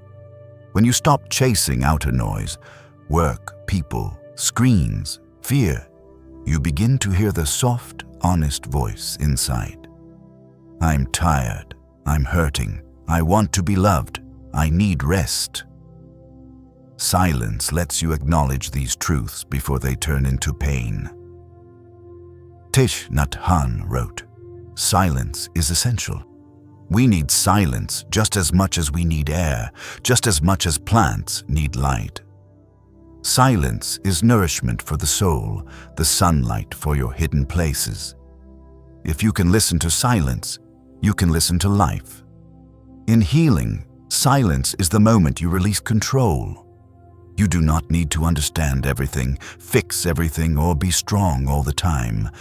You simply sit, watching thoughts pass, watching emotions arrive and fade, learning through silence that nothing stays forever, not even pain.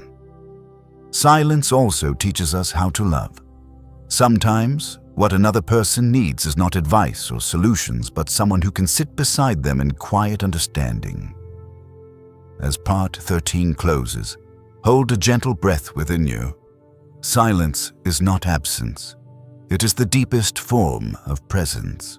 As the gentle reflections of part 13 continue to drift through your mind, where the power of silence revealed that truth often speaks in the quiet spaces between two breaths, you may feel that human connection is not only opened by listening, but also by something that seems to move in the opposite direction, the act of asking. And from that soft stillness, we step into another paradox of human psychology, simple on the surface, yet rooted deeply in the nature of the human heart, where inner contradiction becomes the doorway to intimacy. This is the Benjamin Franklin effect, the strange phenomenon in which a person who does you a favor comes to like you more, not when you help them, but when they help you. A paradox profoundly human, light as breath, yet carrying immense weight in relationships. Let your mind slow like a calm river. Remember that in part 13, we learned how silence opens people not through pressure, but through space. Now we enter another kind of space, one in which the other person must act, reach out, and give something of themselves. And strangely, those very actions create closeness. The Benjamin Franklin effect originates from Franklin himself. In the autobiography of Benjamin Franklin, he wrote of a man who disliked him intensely. Instead of winning him over with kindness, Franklin did the opposite. He asked to borrow a rare book from him. The man agreed. His attitude soon shifted, from resentment to respect. Franklin captured this moment with the words, "He that has once done you a kindness will be more ready to do you another."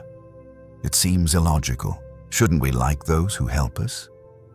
Why would we like those we help? But here the human psyche reveals a subtle truth. The mind dislikes inner contradiction. When someone helps you, a quiet question arises inside them. Why did I do that? And to resolve the contradiction, the mind offers an answer. Because I like this person. And slowly, they do. In other words, actions create emotions, not the other way around. Imagine you help a stranger pick up something they dropped. It's small, barely a gesture. But the moment you extend your hand, something inside you softens. You see them as kinder, gentler, closer. You feel a shared humanity, however brief. Your action reshapes your feeling. Aristotle wrote in Nicomachean Ethics, We become just by doing just acts. We become loving by doing acts of love, not always because the heart commands, but because the heart follows the act. In relationships, this paradox is clearest. You don't need to give endlessly to be loved. Sometimes you need only ask for something small. A tiny favor, a gentle request. And when the other person agrees, they begin telling themselves a story. I helped them because I care. And slowly, they care more. But breathe softly here, because this truth is not meant for manipulation. It is meant to help us understand the tender mechanics of the heart. To understand how opening ourselves, allowing others to help us, becomes an invitation for closeness. We often believe that to be loved, we must give, help, sacrifice, soothe, impress. Yet Franklin's gentle paradox says otherwise. Sometimes, to be loved, you must allow others to give to you. Give them the chance to step into your life, to contribute something small, to become part of your story. And in doing so, they lay a piece of their heart beside yours. Think of your closest relationship. When that person helped you, perhaps just by bringing you a glass of water, listening to you speak, or adjusting your coat, it wasn't the size of the act that mattered. It was the fact that they offered their time, their attention, their care. And the heart never gives without leaving a trace. Nietzsche wrote in Human, All Too Human. We love the things we have sacrificed for. We love what we give ourselves to. And when someone gives even a small effort for your sake, they plant a seed of affection within themselves for you. Let your breath fall gently. The Benjamin Franklin effect is also a lesson in opening your heart. Many of us believe we must do everything alone, that asking for help is weakness, that needing someone burdens them. But this is not true. When you ask for help, you create a bridge. You allow someone to step into your world. You give them the chance to be good. And humans, at their core, want to see themselves as good. In love, when you allow someone to help you, just a little, not too much, you give them the opportunity to come closer. When you say, "Could you help me with this?" you are not becoming weaker. You are opening a door. And often, that small door is what allows someone to walk into your heart willingly. In friendship, when you share a burden and accept support, the bond deepens, not because you needed them, but because they were allowed to touch the truest part of you. In family, when you allow a parent or sibling to help you, they feel their role in your life restored, meaningful, alive. Even within yourself, when you allow yourself to receive help, you heal something deep, the belief that you are unworthy of support. Overcoming that belief softens you, expands you, makes you more whole. Let your mind drift gently through this reflection. Understanding the Benjamin Franklin effect is not about influencing others. It is a reminder that connection begins with humility, with the courage to say, "I need you," with the willingness to place down just enough pride to let someone come close. And as part 14 closes in quiet, keep a soft breath inside you. You do not need to be strong all the time, nor carry everything alone. Sometimes allowing someone to help you, just a little, is enough to bring two hearts closer. As the reflections on the Benjamin Franklin effect from part 14 continue to settle in you like the lingering warmth of a gentle hand resting upon your shoulder, where you realized that people often grow attached, not when they are helped, but when they help you, you may feel another door in your mind beginning to open. A door that does not lead into behavioral psychology or interpersonal dynamics, but into the deepest structure of existence itself. Why we have consciousness at all, and how a biological mass within the skull can create subjective experience, color, emotion, pain, love, memory, dreams. from the intersection between the softness of the heart and the mystery of the mind. The journey carries us slowly into part 15. The explanatory gap, the unbridgeable divide between neural activity and conscious experience. Let your breath sink deeper, for this topic is like staring into an abyss, beautiful, vast, and full of mysteries that even modern science has only begun to touch. The explanatory gap, a term coined by philosopher Joseph Levine, reflects one of humanity's most enduring questions. Why do tiny electrical impulses and chemical signals among billions of neurons produce the experience of sorrow or the radiance of love? We understand how neurons fire. We understand dopamine, serotonin, endorphins. Yet we do not understand why physical activation becomes inner life. The image of red is not inside a neuron. The sound of rain is not inside a synapse. The weight of sadness in the chest is not inside a neurotransmitter. So where is it? What stands between matter and experience? That is the gap. One science has not been able to bridge, at least not yet.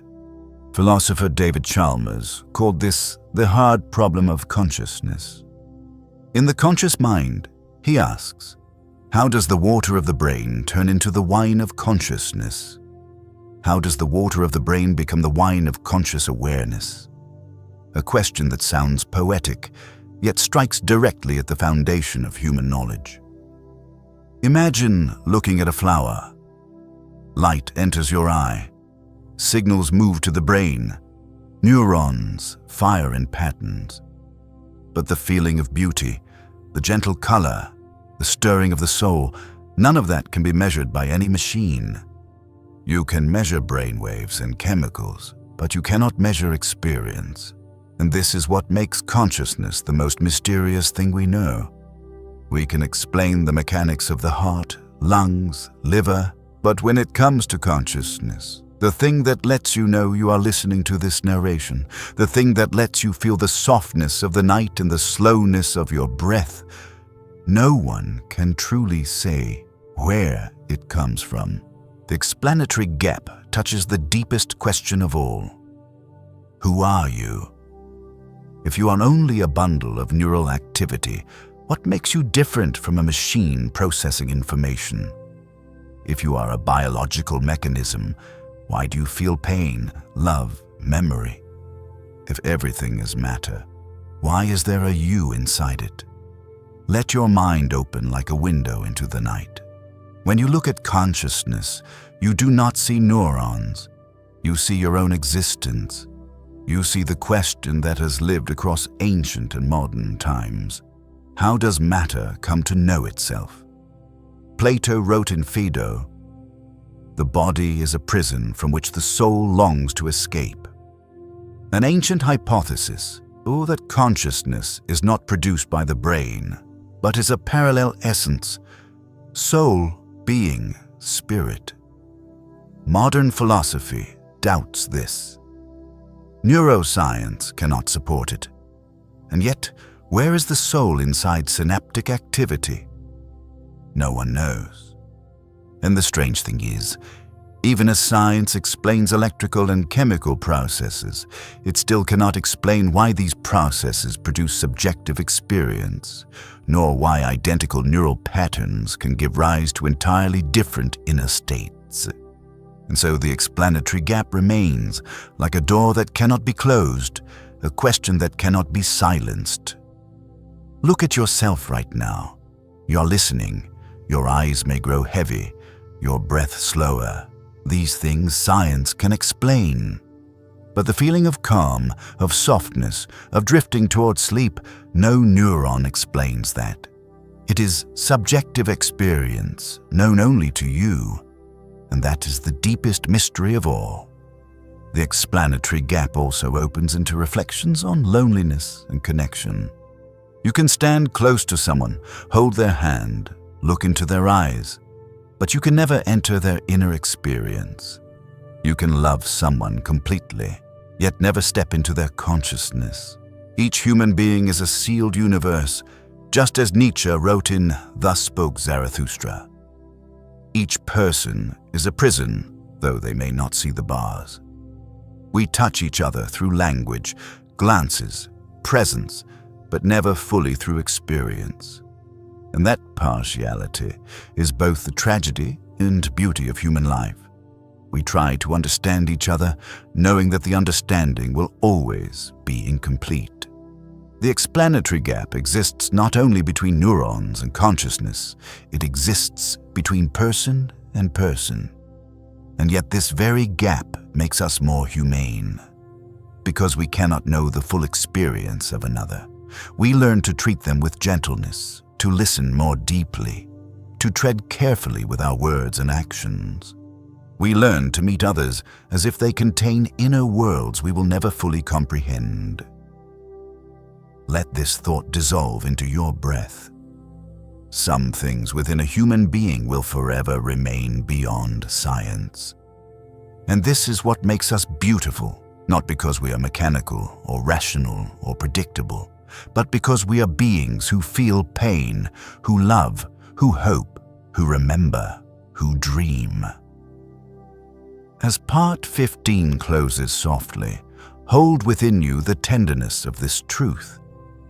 You do not need to understand consciousness completely. It is enough to know that something miraculous lives inside you, something the universe itself cannot fully explain. And from this doorway, now gently opening, we will move deeper into the realm of mystery, into a place where science and philosophy touch the shadows of the quantum, where the ordinary rules no longer hold, and where consciousness may not be merely a product of the brain, but a vibration of the universe itself. As the lingering echoes of part 15 drift through your mind like a thin veil of smoke, where you stepped out from the abyss of the explanatory gap, that mysterious divide between matter and experience, you may sense that the question of consciousness does not end with biology or neuroscience. It begins expanding, widening, dissolving into larger, deeper, more luminous realms, the realm of quantum physics. And from this natural shift, like a slow breath drawn in the quiet of night, the journey leads you into part 16, Quantum Consciousness, the hypothesis that consciousness may be tied to the quantum fabric of the universe, that what you are feeling, thinking, dreaming might not be merely the activity of the brain, but the vibrations of reality itself. Let your mind settle like a leaf drifting gently onto still water, for from here we step into a place where science and philosophy begin to blur, where the question, "Who am I?" expands into "Where does consciousness come from?" and then expands again into "Is consciousness part of the universe?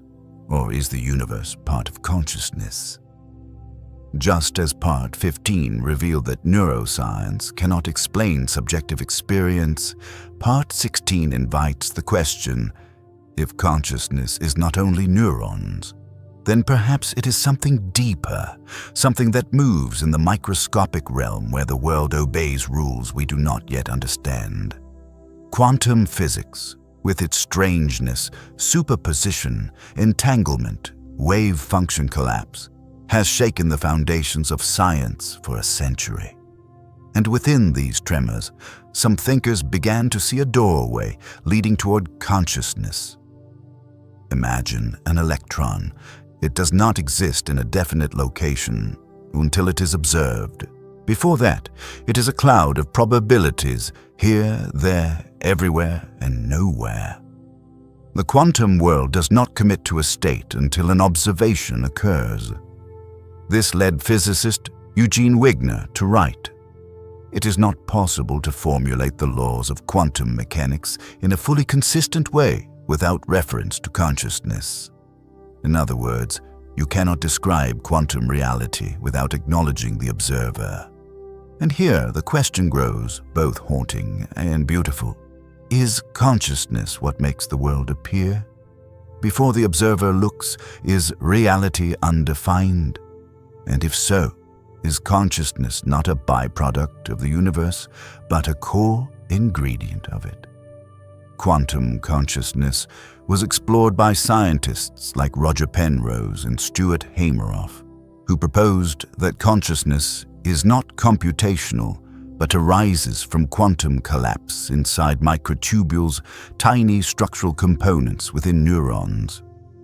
Penrose wrote in The Emperor's New Mind, "Consciousness seems to require something outside the realm of computational algorithms."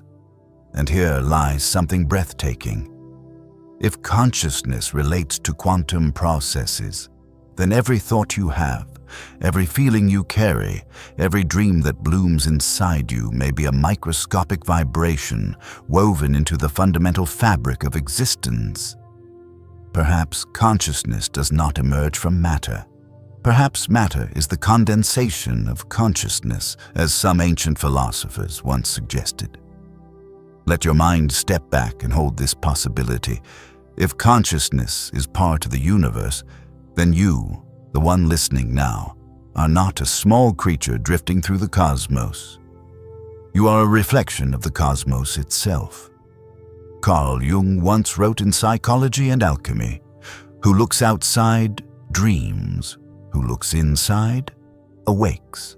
Seen through the quantum lens, looking inside might mean looking toward the very place where the universe becomes aware of itself through you.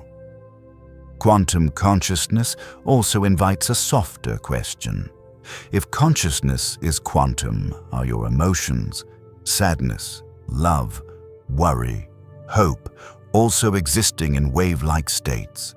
Can a sad thought ripple outward like quantum entanglement, shaping your mood across days? Can a small joy become a resonance that anchors positivity in your inner field? But these ideas are not new. Eastern philosophy has long said that consciousness and the universe are one. The Mandukya Upanishad states, "The self is Brahman, the self is the universe." And now quantum theories seem to brush against this ancient truth from a different angle, through numbers, equations, and the strange behavior of particles. In the quiet of your breath, the question begins to bloom. If consciousness is quantum, then what is the self? How does a quantum system of the universe transform into the feeling of "I am here"? How does a vibrating field become love, fear, longing? Perhaps consciousness is the meeting point between the material and the immaterial, between energy and information, between what can be measured and what can only be felt.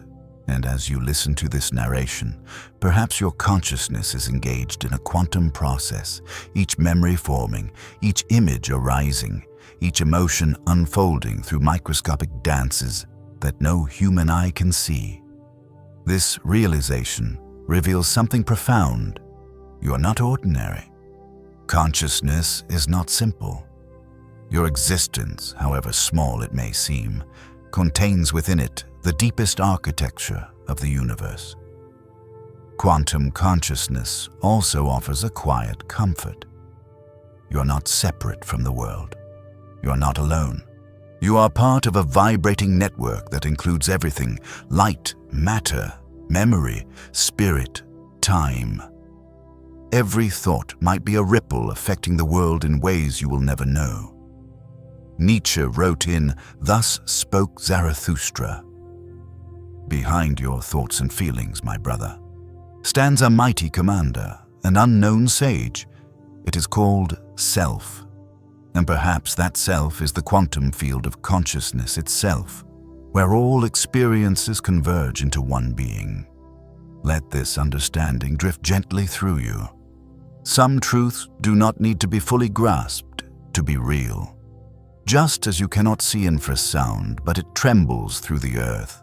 Just as you cannot see an electron, but it lights the room around you. You may never know where consciousness comes from, yet you are still alive, still breathing, still feeling. Quantum consciousness does not ask you to believe. It simply invites you to open to the possibility that consciousness might be more beautiful, more intricate, and more expansive than you have ever imagined. As part 16 closes softly, hold a slow breath inside you. You are not only a body, not only neurons, not only thoughts, you are a vibration of the universe in human form.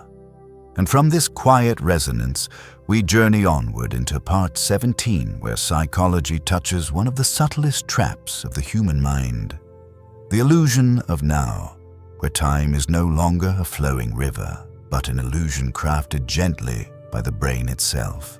As the contemplations of quantum consciousness from part 16 continue drifting through your mind like a thin ribbon of smoke, where you sensed that each of your thoughts might not merely be the firing of neurons, but the vibration of the universe's quantum fabric, another question begins to glow softly, like a sliver of light slipping beneath a door. If consciousness might have a quantum nature, then what about time? The thing you've always believed yourself to be living in, moment by moment, does it truly exist in the way you think? And from that gentle wondering, as naturally as your breath drifting through the stillness of the night, your journey leads you into part 17, the illusion of now, where the present moment is revealed not as reality, but as a carefully constructed prediction your brain creates to hide its own delay. Let your mind settle like a quiet, unmoving lake. For to understand this illusion, you must accept one fragile but profound truth. You have never actually lived in the present. Everything you see, everything you hear, everything you feel belongs to the past, delayed by tens or hundreds of milliseconds. Light must travel from your retina to the brain, signals must move across synapses, and your brain must gather these fragments into a coherent image. To keep you from feeling lagged, the brain fabricates an artificial present, a smooth, unified, seamless moment so you can believe everything is happening exactly now. But now is an illusion, a simulation, a masterful construction. Physicist Ernst Mach once said, "The world we perceive is a construction of our nervous system." The world you experience is not the raw world. It is the version your nervous system can assemble quickly enough so that you don't collapse under its complexity. You hear the rain outside and think it is happening at the exact instant you hear it, but you are hearing signals already processed. You see a streetlight flicker, but only once your visual system has finished assembling layers of images. Imagine holding a camera that is always a few frames behind. You would constantly see the world slightly delayed, yet never feel it. That is what your brain does. It aligns, predicts, compensates, harmonizes.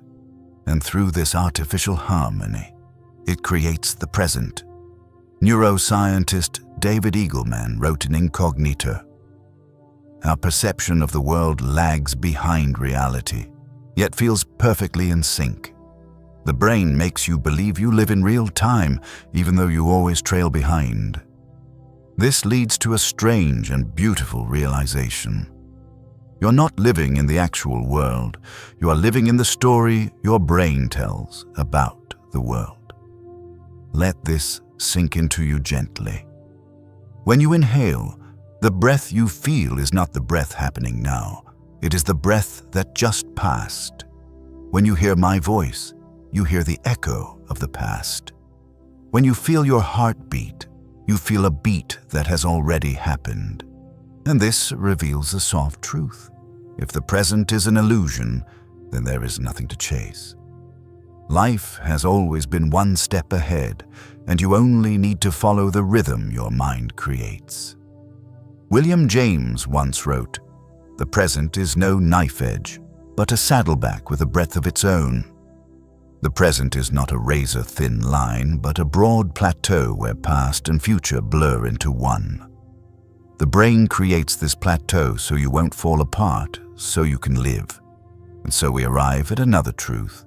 There is no real present, only the perception of one.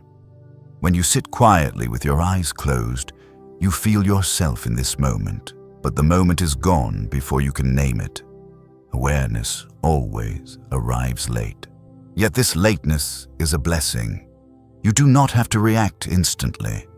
You can slow down because life has already slowed itself for you. Roll your shoulders back, soften your forehead, and let your breath move like a small stream. You begin to understand something gentle. If even now is already the past, then what is worth clinging to? What deserves long sorrow, regret, self-blame? These two are constructions, layers of memory and prediction folded together. A sadness is a construction, a hope is a construction, a fear of the future is a construction. In The Power of Now, Eckhart Tolle wrote, "Realize deeply that the present moment is all you ever have." Through the lens of neuroscience, this line unfolds into something even deeper. The only moment you ever truly have is the one your brain has built for you, and you may choose how to enter it. The illusion of now teaches softness. You're not behind life, not late, not too slow. You are always exactly where your brain allows you to be, and that is enough.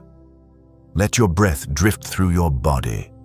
Let the world fade into a gentle mist, and allow this final question to fall through you like a petal. If the past has passed, the future has not arrived, and the present is an illusion, then what is the only thing that truly exists? You, the one who is witnessing all of it, the one who feels the illusion, the one who is aware. And from that awareness, our journey moves quietly into part 18, toward a realm where memory is no longer a fixed archive, but a river that changes shape every time you touch it. Memory reconstruction. Let your mind soften and drift gently onward, as the reflections from part 17 on the illusion of now continue drifting gently through your awareness like a thin silver mist settling over the surface of time, where you realized that the present moment you always trusted is in fact a delicate illusion your brain assembles to hide its own delay. You may begin to sense that the story does not end with time.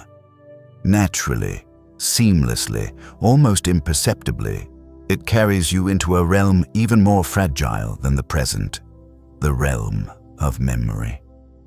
For if the now you experience is already constructed, then what becomes of everything that has long passed? Is memory truly a place where the original version of events is preserved? Or is it simply another illusion, more intricate, more persistent, and far easier to be deceived by? And from the slow rhythm of your own breath, your journey leads into part 18.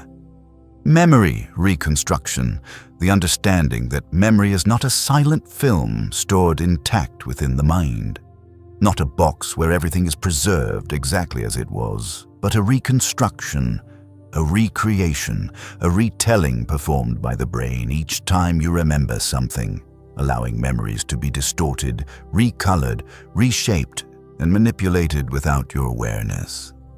Let your mind soften like a sheet of silk. Because to understand memory reconstruction, you must accept a gentle but deeply unsettling truth. Each time you recall the past, you are not remembering the event. You are remembering the last time you remembered it. The brain does not pull memories from storage. It rebuilds them. Like an artist repainting the same canvas again and again, each recollection changes a small stroke, a shade, a contour, until, after enough years, it no longer resembles the original. Daniel Schacter, one of the leading neuroscientists of memory, wrote in The 7 Sins of Memory, "Memory is not a replay of the past. It is a reconstruction of the present. Memory is not the past itself, but a product of who you are right now." Which means you do not remember accurately. You remember according to what your present self needs to remember. Notice how this moves through your life. When you are sad, the past darkens. When you are joyful, old memories brighten. When you are in love, you recall someone with softness. When you are hurt, the very same person becomes sharp and cold in your mind. Memory is not objective. It passes through the emotional filter of the present and changes color depending on the state of your heart. Nietzsche once wrote in Human, all too human. Hope and remembrance are the same blood. Hope and memory share the same blood. By this he meant that memory is not history. It is the longing of the soul shaped by desire, fear, interpretation, and the narratives we cling to. Think of a childhood moment. You may see it vividly: the house, the small yard, a golden afternoon, the bird song, but if you return there now, you discover everything smaller, dimmer, shaped differently. Not because the place changed, but because your memory did. The brain does not store images. It stores the feeling of an image. And so, when you retell a memory, you are describing a feeling, not a recording. Memory reconstruction also explains why two people can live the same moment yet remember it completely differently. Each memory is rebuilt according to personal emotions, beliefs, experiences, lenses, and expectations. Objective reality is only the starting point. Everything else is construction. This is why memory can be planted, shaped, suggested, even invented. Psychologist Elizabeth Loftus demonstrated in countless experiments that a single leading phrase, "when the car smashed into the other car," instead of "when the cars hit each other," makes people remember shattered glass, violent impact, debris flying, details that never happened. Memory can be changed by language alone. In eyewitness testimony, Loftus wrote, "The memory becomes what we are told, not what we saw. Memories become stories told to us, not necessarily things we witnessed. This truth echoes in love, heartbreak, joy, grief. When you remember a past relationship, your memory depends on your present self. If you are lonely, you recall the tenderness. If you are angry, you recall the wounds. If you are healing, you recall a softer, more balanced version. Memory is not fixed. It expands and contracts with the heart. Memory reconstruction also explains the moments when you discover that something you believed absolutely true was remembered incorrectly, and you're surprised. Why is my memory so unreliable? Because memory is not stored like a photograph. It is compressed into clusters of emotional impressions, logic, belief, and highlighted details. When you recall it, the brain fills gaps with assumptions, like imagination dressed as truth.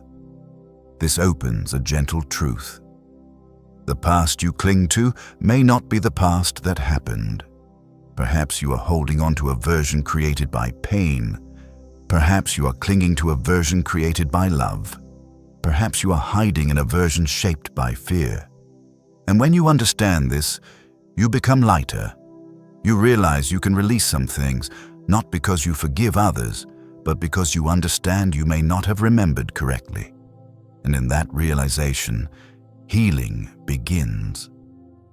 Let your mind rest.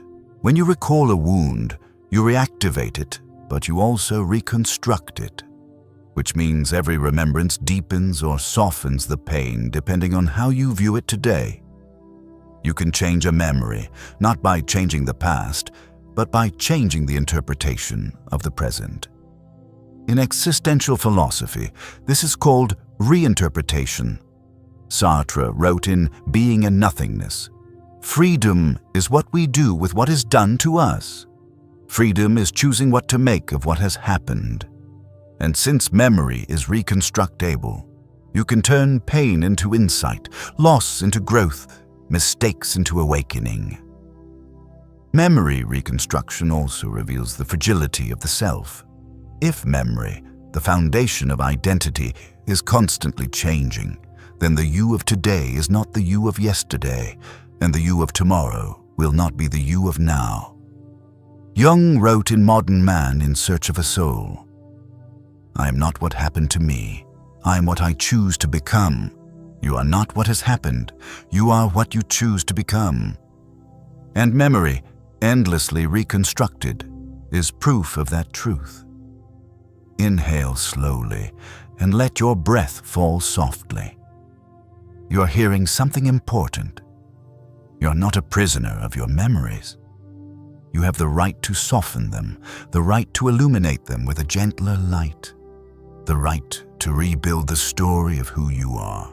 As the contemplations on memory reconstruction from Part 18 continue spreading softly across your awareness like quiet circles on still water, where you realized that memory isn't an original recording, but a story constantly rewritten by your emotions and your present self, it becomes natural, almost inevitable, that the journey carries you into an even deeper, wider, more ancient realm. A realm older than any science, yet touching the very center of the modern soul. Plato's allegory of the cave. For if memory is a reconstruction, if the present is an illusion, then what in this world is truly real? Or are we merely touching the shadows of truth rather than its essence? And in the slow, gentle rhythm of your breath, we enter one of philosophy's most profound parables, the story of Plato's cave, where human beings are imprisoned in darkness, mistaking shadows on a wall for reality itself, resisting the light because it is too bright, too vast, too true compared to what they have always known. Let your mind settle like an oil lamp dimming toward nightfall.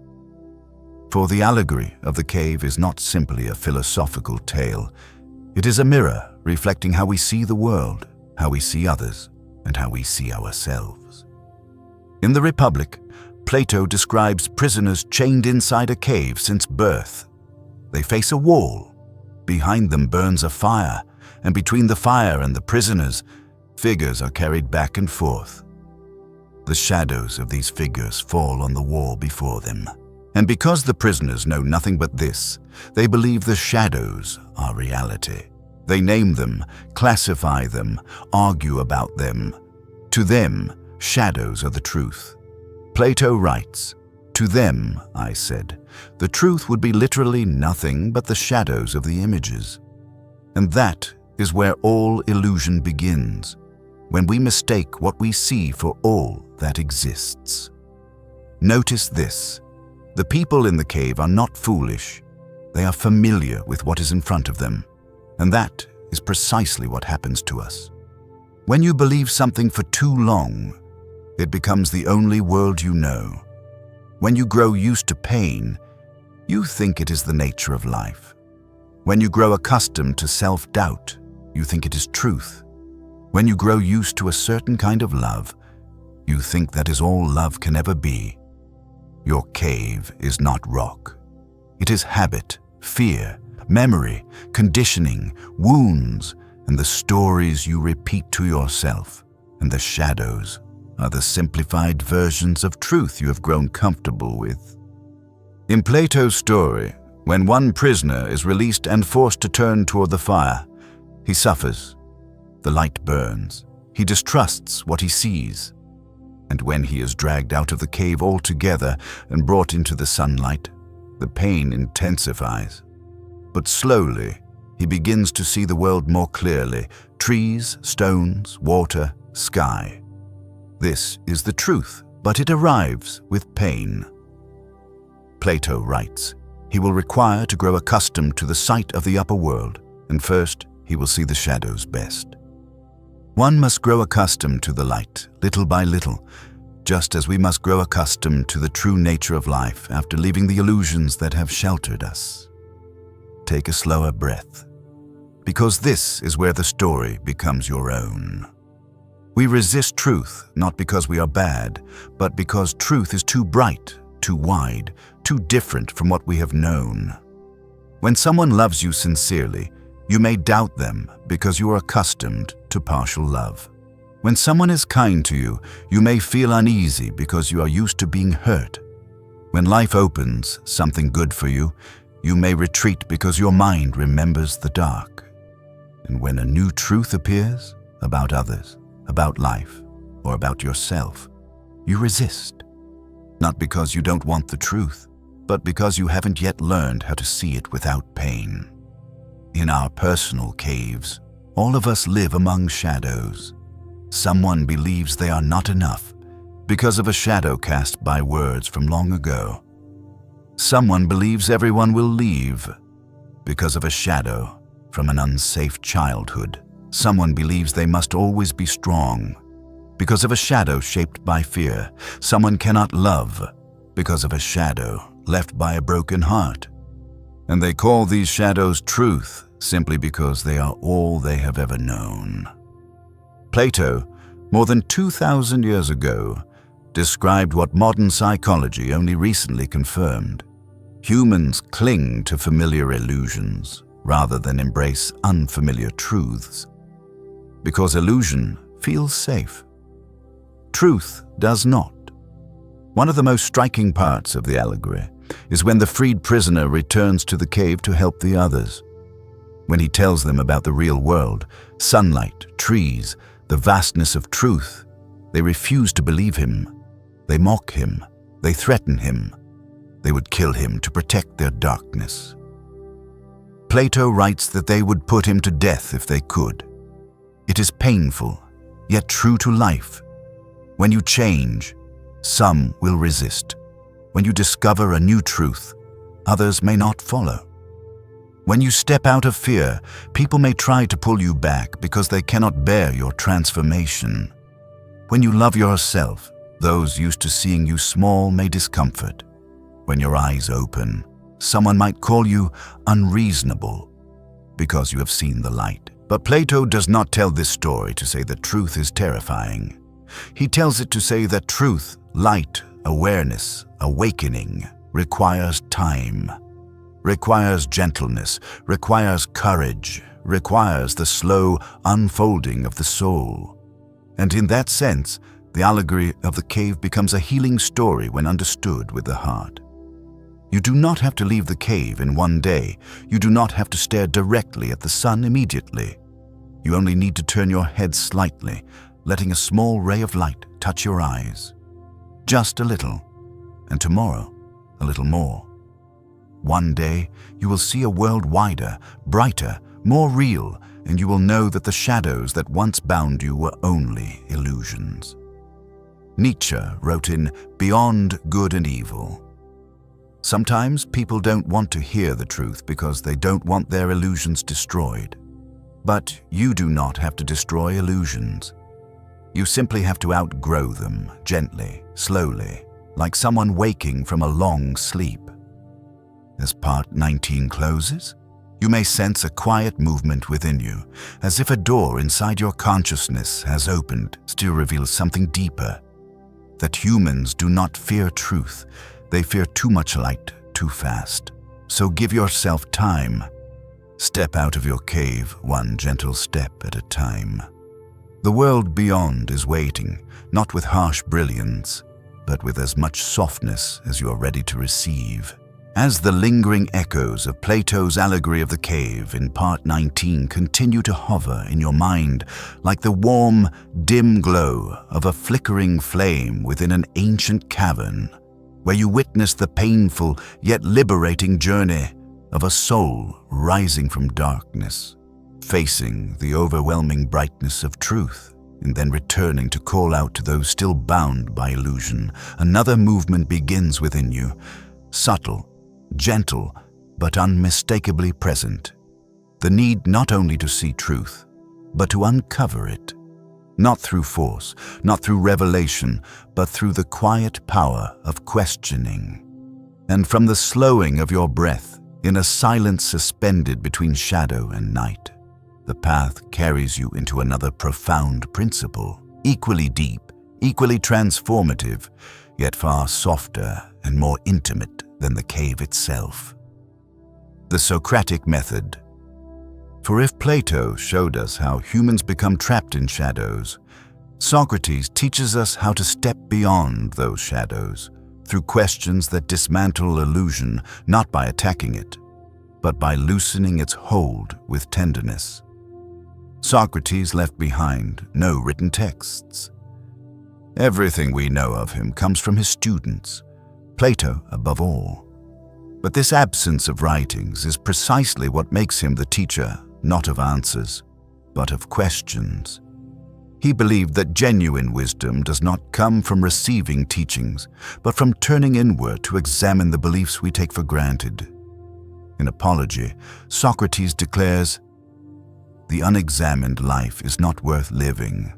A life never questioned, never reflected upon, never illuminated by inquiry, is a life left in darkness."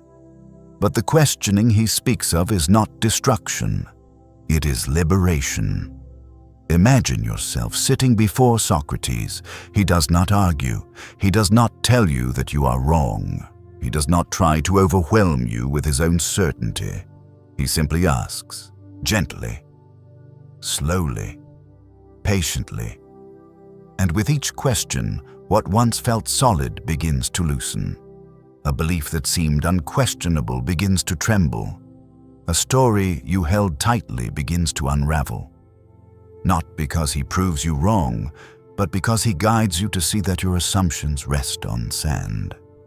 This is the Socratic method, to dissolve illusion through curiosity, to reveal truth by helping you uncover it from within.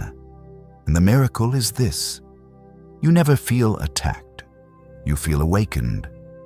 Socrates believed that knowledge lives inside every person, and his role was simply to help them give birth to it. He called his method maieutic, the midwifery of the mind, mirroring the work of his mother, who delivered children into the world. He did not place truth inside you. He helped you deliver it from within yourself. This is why the Socratic method is not just philosophy. It is healing. It honors your pace, your readiness, your inner wisdom. It never drags you into the light. It waits beside you until you are willing to turn your face toward it.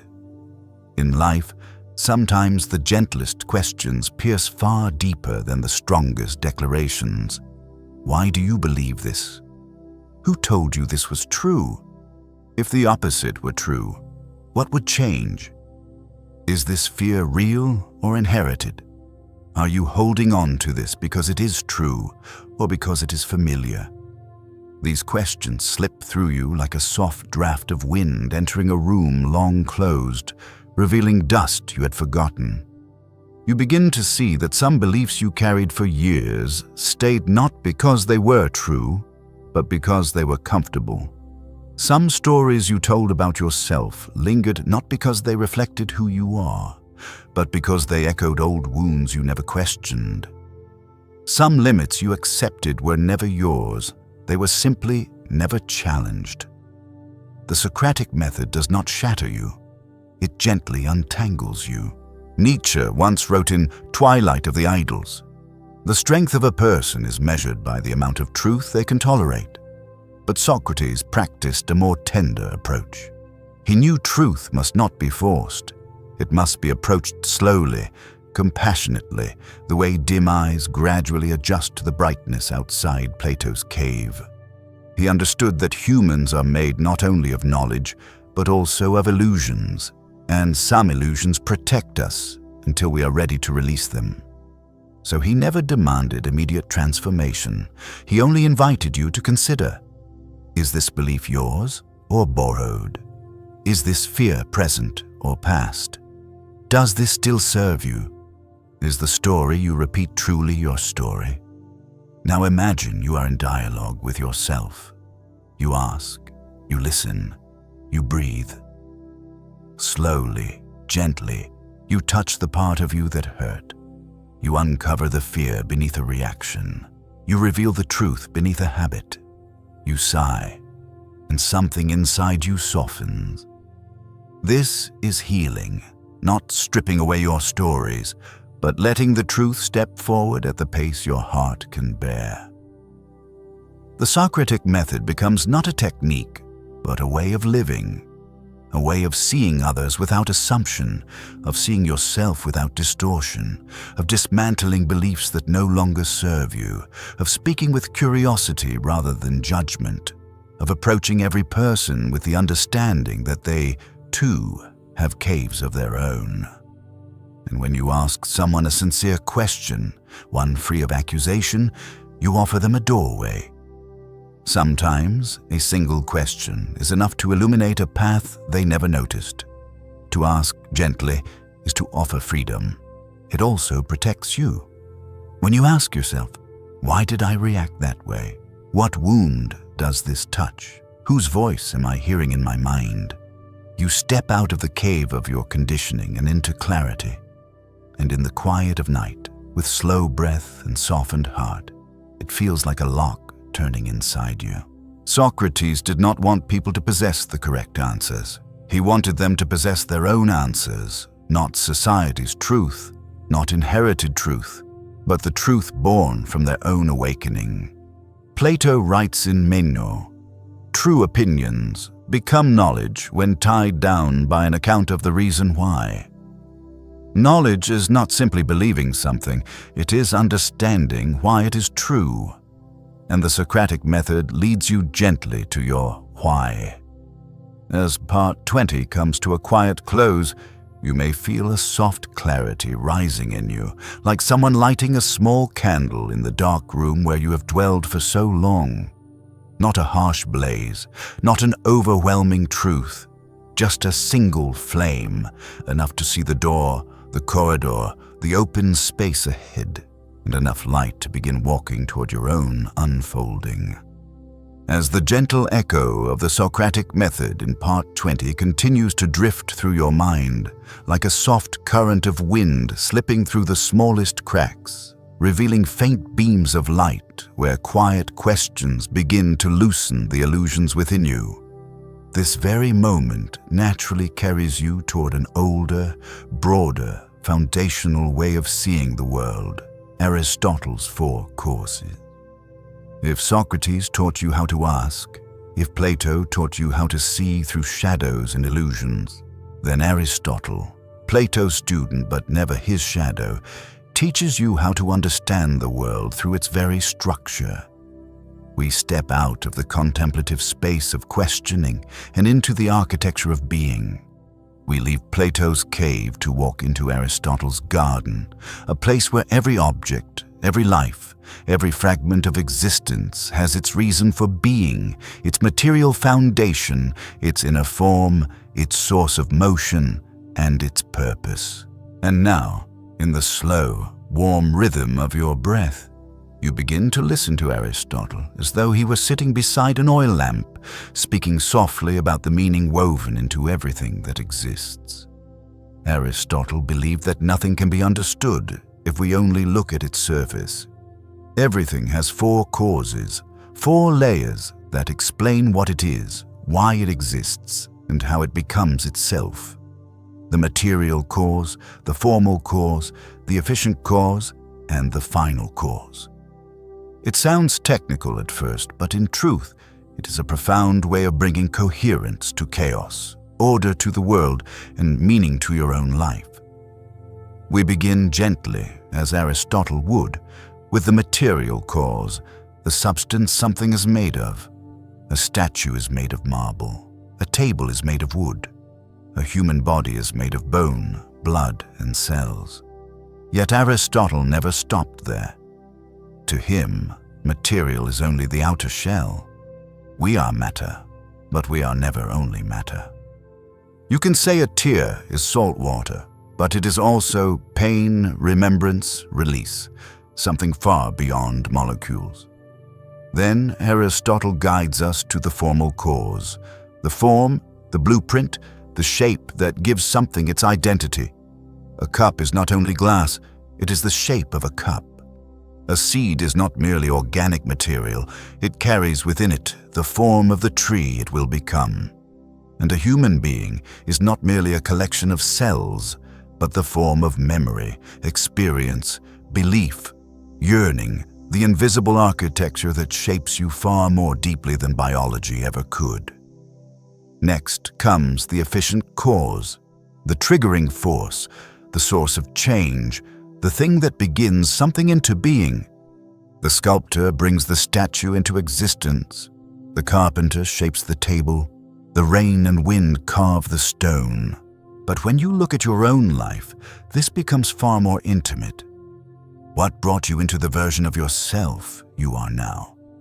A moment of heartbreak, a teacher, a coincidence, a sentence someone once spoke that marked you more deeply than you realized.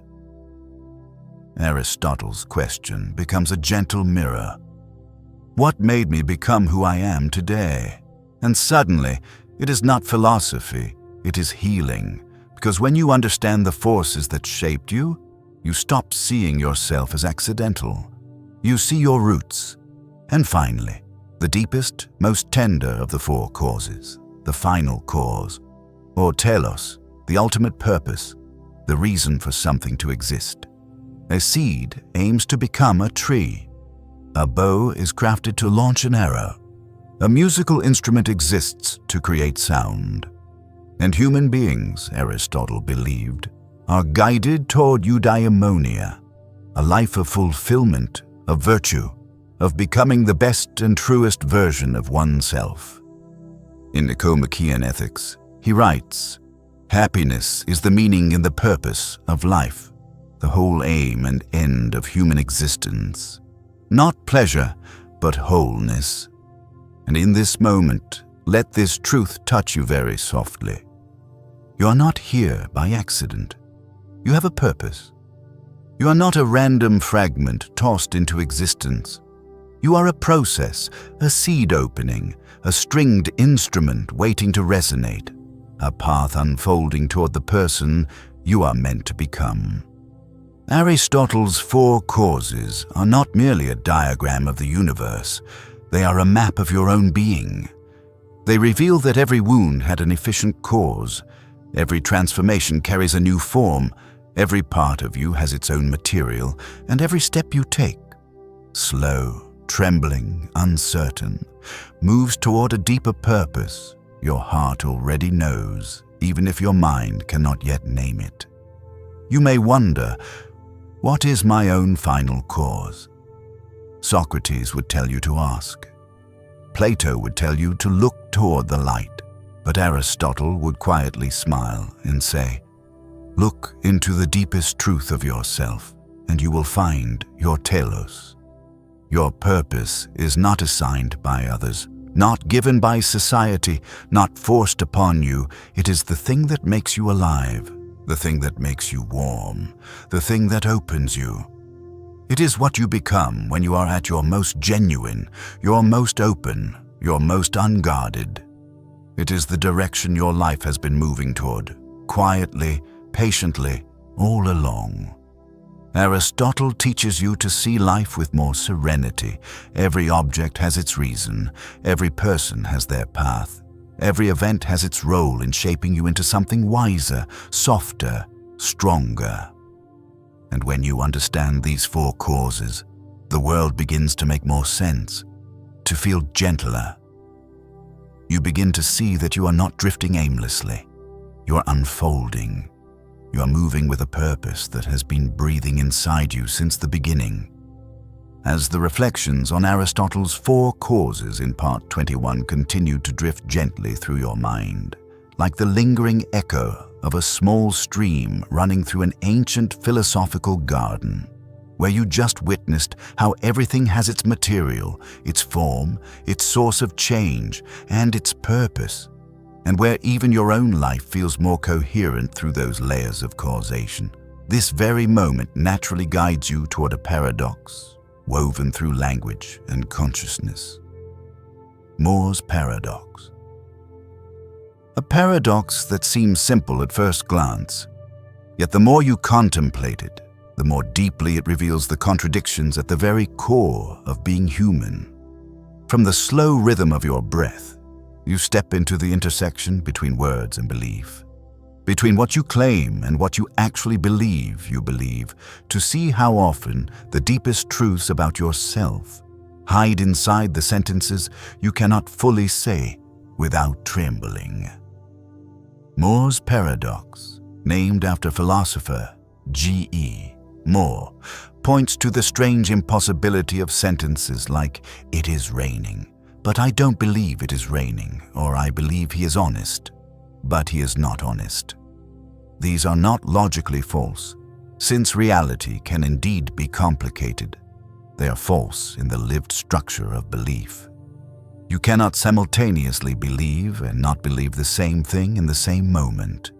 You cannot say this is true while also saying I don't believe it. And from here, the paradox opens into a quieter, deeper question. Why do humans often know a truth but cannot bring themselves to believe it? Let your mind settle like a quiet lake at night. Moore's paradox is not just linguistic, it is a mirror reflecting the familiar contradictions inside your emotional life. The things you feel but do not admit, the truths you know but cannot trust, the statements you speak aloud while silently denying them inside. Think of the moments you've said I'm fine while your heart was aching. I've moved on while the old wound still pulsed. I'm not jealous while your chest tightened. I don't care anymore while the memory still flowed like an underground river. Each of these is a living expression of Moore's paradox, a person claiming something they do not truly believe. And yet, you are not lying. You are protecting yourself, or shaping yourself into the version you wish you were, or avoiding a truth too sharp to face at that instant. Moore's paradox is not deception. It is truth caught between language and consciousness. Wittgenstein, following Moore, wrote in Philosophical Investigations, "The difficulty is to realize the groundlessness of our believing. The difficulty is realizing how unsteady our beliefs really are. Your beliefs may contradict what you know, and nothing is more human than that. You have known someone was not good for you, yet you believed they would change. You have known someone did not love you, yet your heart believed the opposite. You have known you deserved better, yet you believed you were not enough. You have known the past was over, yet you believed it still had power over your present." This is Moore's paradox of the heart. Humans are not creatures of reason. We are creatures of memory, emotion, fear, longing, wounds. And in that complex crossing, sometimes language moves one way while belief moves another. Moore's paradox unfolds quietly inside you without your awareness. Remember the times you said, "I believe in myself," but your voice trembled. The times you said, "I'm not afraid," but your hands were cold. The times you said, "I'm happy with my life," but your eyes shimmered with unshed truth. Moore's paradox is not a lie. It is the moment your soul speaks more honestly than your words, and here the paradox becomes a form of healing. It reveals the places within you that you have not yet touched. It shows you the values you wish to believe in, but have not yet grown into. It shows you the wounds you think you've outgrown, but which still need your tenderness. In the quiet of night, place your hand on your chest and feel the truth rising gently from within. There are things you know with your mind, but cannot yet believe with your heart. And that does not make you weak, it makes you human. Moore's paradox also teaches you something precious about understanding others. Listen to what they cannot say. When someone says, "I'm fine," but their voice shakes, the truth is in the trembling. When someone says, "I'm okay," but their eyes drop, the truth is in the silence. When someone says, "I can handle it alone," but their shoulders sink, the truth is in the space between words. People live between what they say and what they believe, and empathy lives in recognizing that space.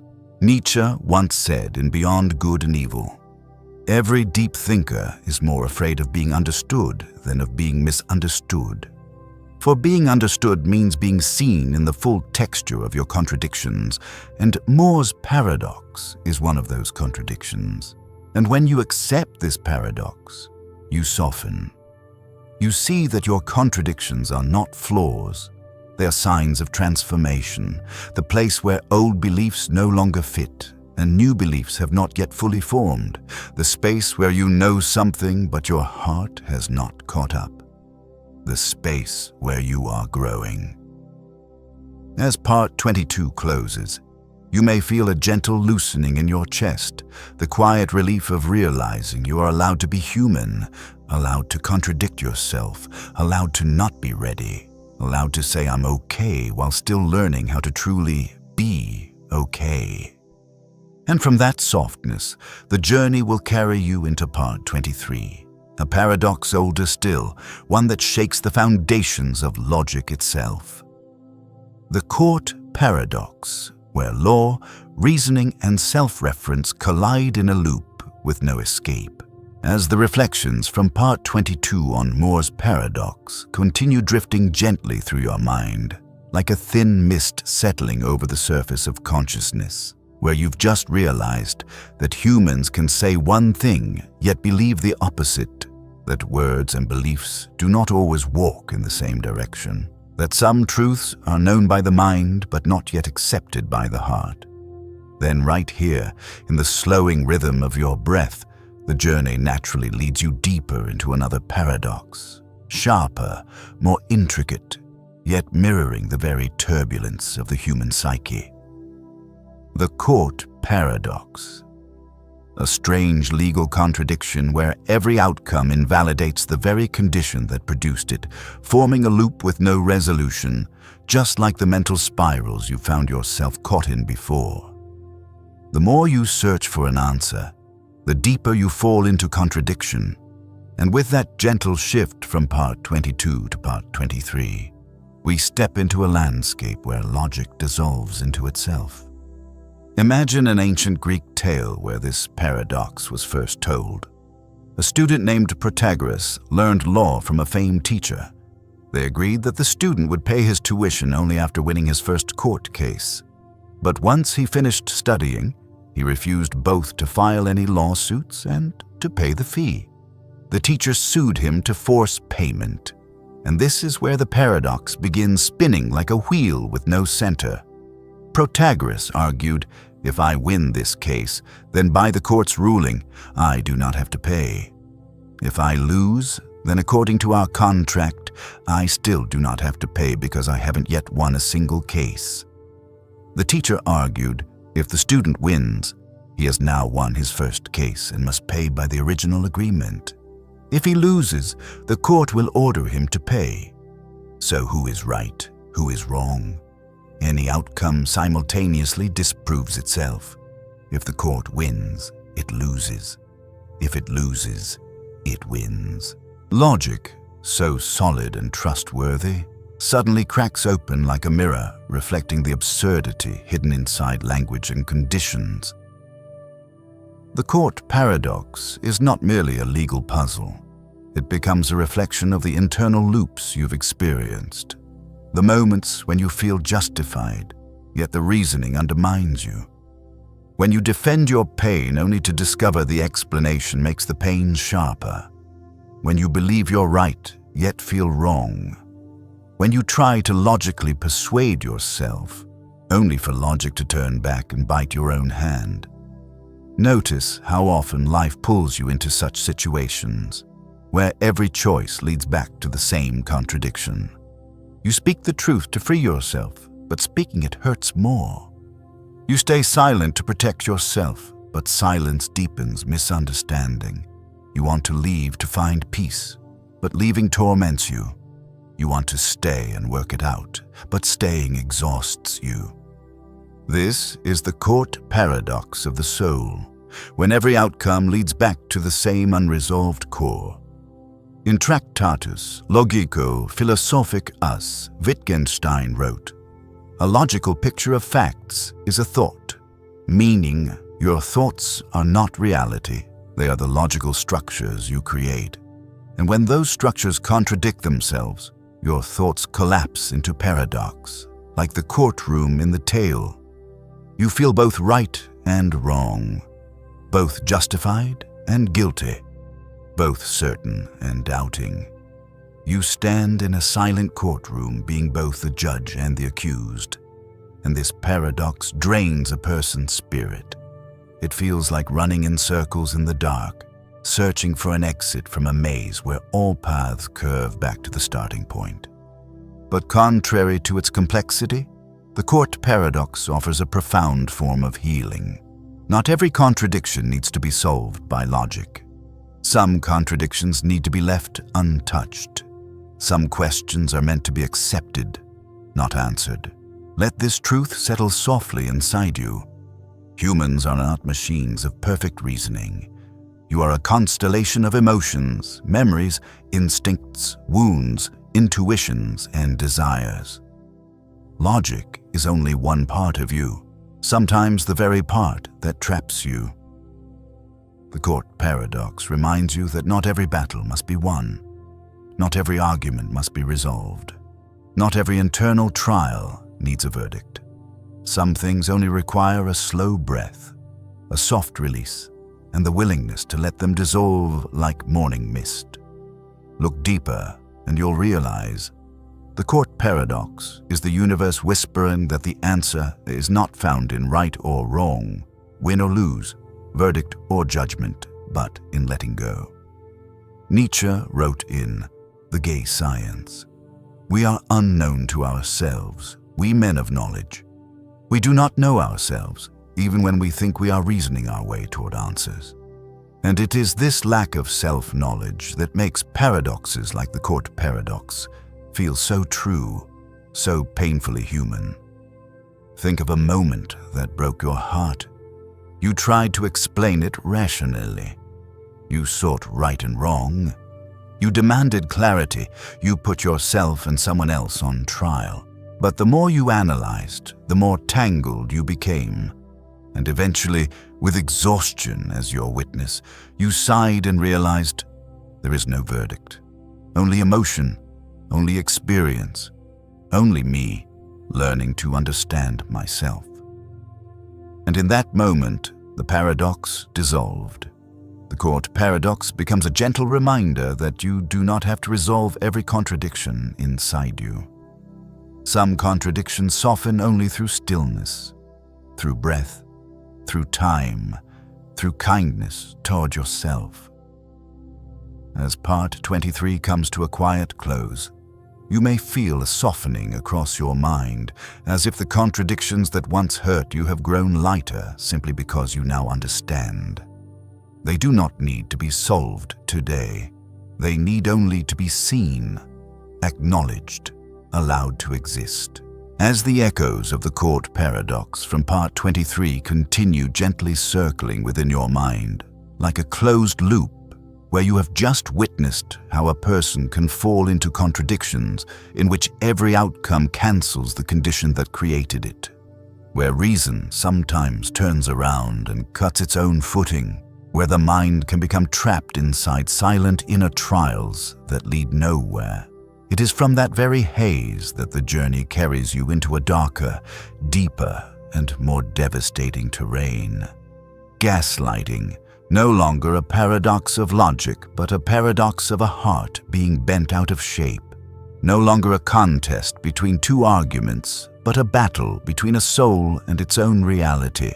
And with the slowing rhythm of your breath, we step into one of the most quietly destructive psychological dynamics in human relationships: the art of eroding a person's sense of truth by making them doubt their own perceptions, memories, and inner reality.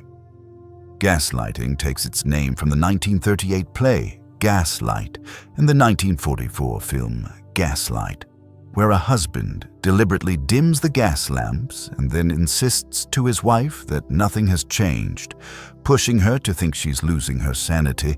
And the most terrifying thing about gaslighting is not the deception, but the way it steals the victim's most precious possession, their trust in themselves. And as you will feel, this is not merely a psychological phenomenon, but a wound that cuts into the soul. Gaslighting is never about a single lie. It is a slow, deliberate dismantling of someone's inner certainty through small comments, subtle gestures, tiny doubts planted again and again until the structure of one's perception cracks. Someone tells you your memory is wrong. Someone insists you misunderstood. Someone says you are too sensitive, too emotional, too suspicious. Someone denies what they clearly did and convinces you that the fault lies with you. Someone makes you exchange your clarity for fear that your own mind cannot be trusted. Gaslighting does not make a person lose their mind. It makes them fear their own mind. Nietzsche wrote in Twilight of the Idols, "The worst enemy you can meet will always be yourself, not to frighten you, but to remind you that when someone makes you doubt your own perception, they transform your own inner uncertainty into their weapon, and the gaslighter never needs to attack you directly. They simply need you to attack yourself. When you doubt your memory, they win. When you apologize even though you were right, they win. When you wonder if you're crazy, they win. When you stay silent out of fear of being wrong, they win. Think of a moment when you felt something clearly, yet someone convinced you that feeling was wrong. A moment when you knew someone hurt you, but they said you imagined it. A moment when you sensed something was off, but they insisted you were overthinking. A moment when you said, "I feel," and they replied, "You're exaggerating," and you will see how gaslighting targets your subjective experience, the one part of life that no one else has the right or the ability to overwrite. G.E. Moore once wrote, "I know that I have hands to demonstrate that some truths are foundational, but under gaslighting, even foundational truths crack, because you know you feel pain, yet they say you don't.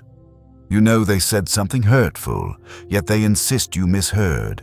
You know you saw the light dim, yet they say nothing changed. And from that tiny seed of doubt, your entire inner world begins to tremble." Gaslighting does not weaken a person. It disorients them, dissolving the boundary between truth and illusion, memory and imagination, perception and distortion, immersing you in a fog very much like the one in the court paradox. But this time, the contradiction does not lie in logic, but in your own being. Gaslighting makes you believe you are unreliable, untrustworthy, inaccurate, unstable, and this forces you to rely on the very person who is harming you, turning them into your judge, your court, your truth, exactly like the paradox in part 23, where you lose even when you are right. This is why gaslighting is the most powerful form of manipulation. It does not control your behavior, but your reality.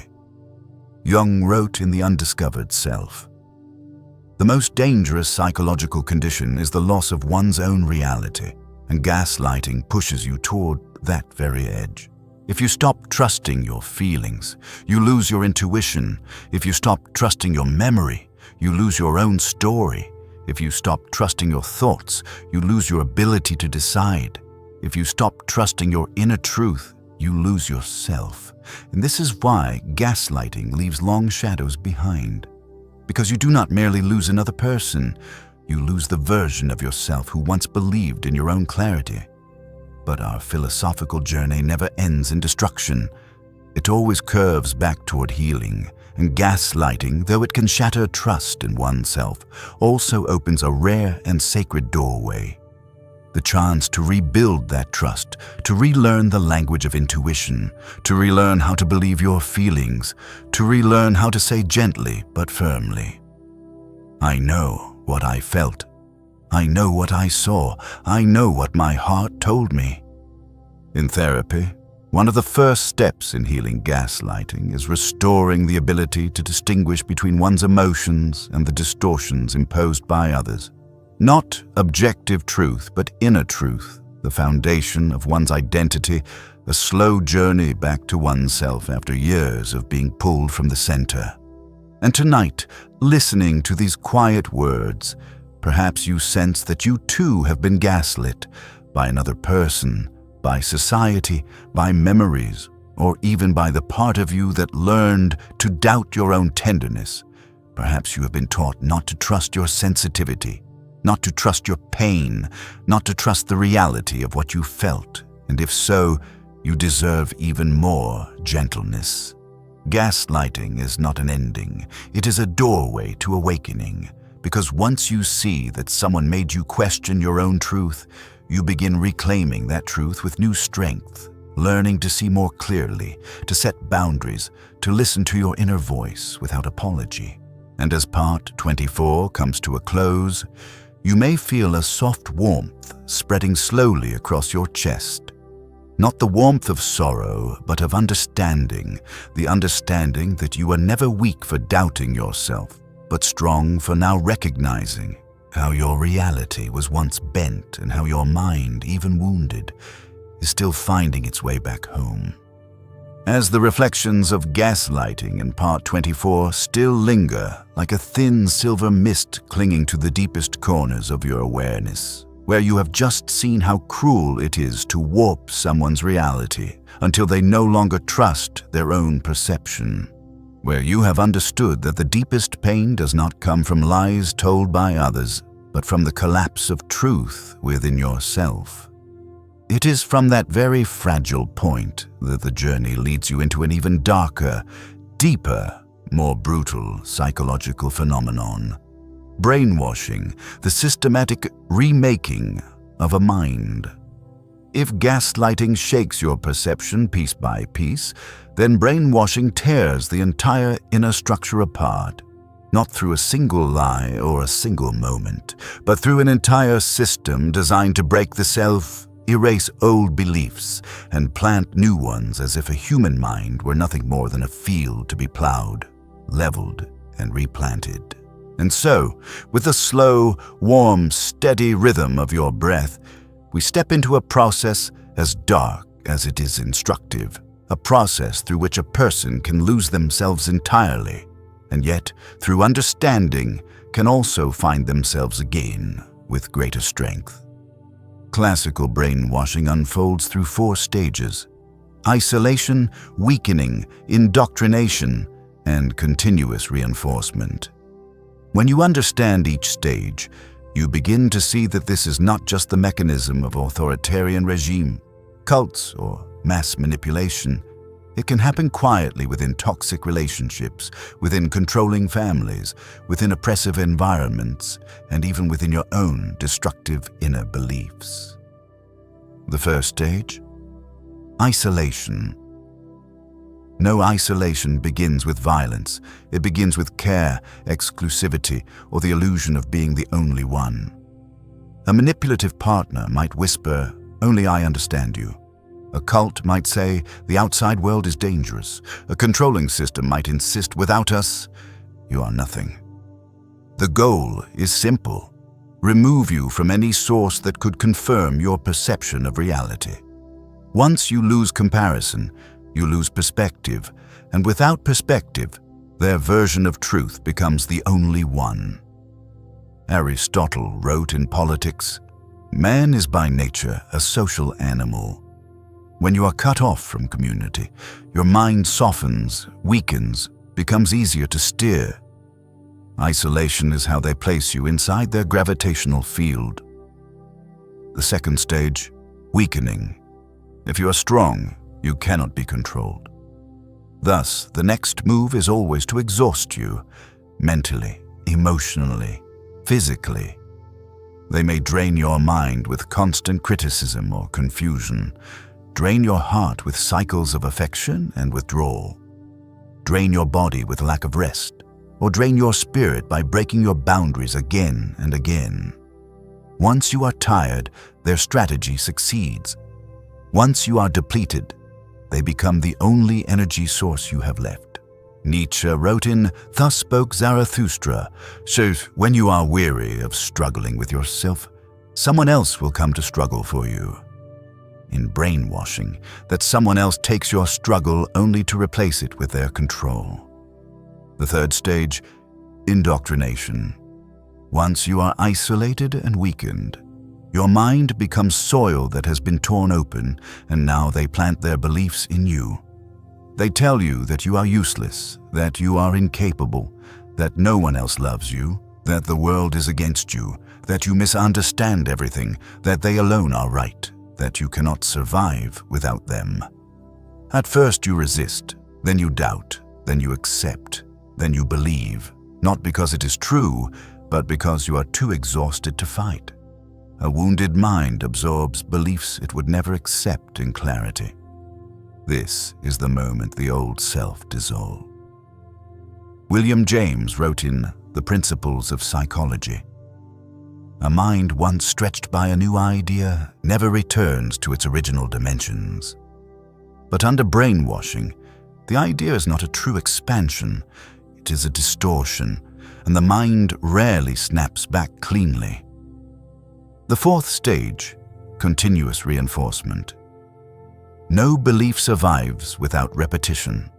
Thus, they make you rehearse their truth daily, hourly, through apologies you shouldn't make, explanations you shouldn't owe, fears of disappointing them, constant self-surveillance, prioritizing their opinion above your own thoughts.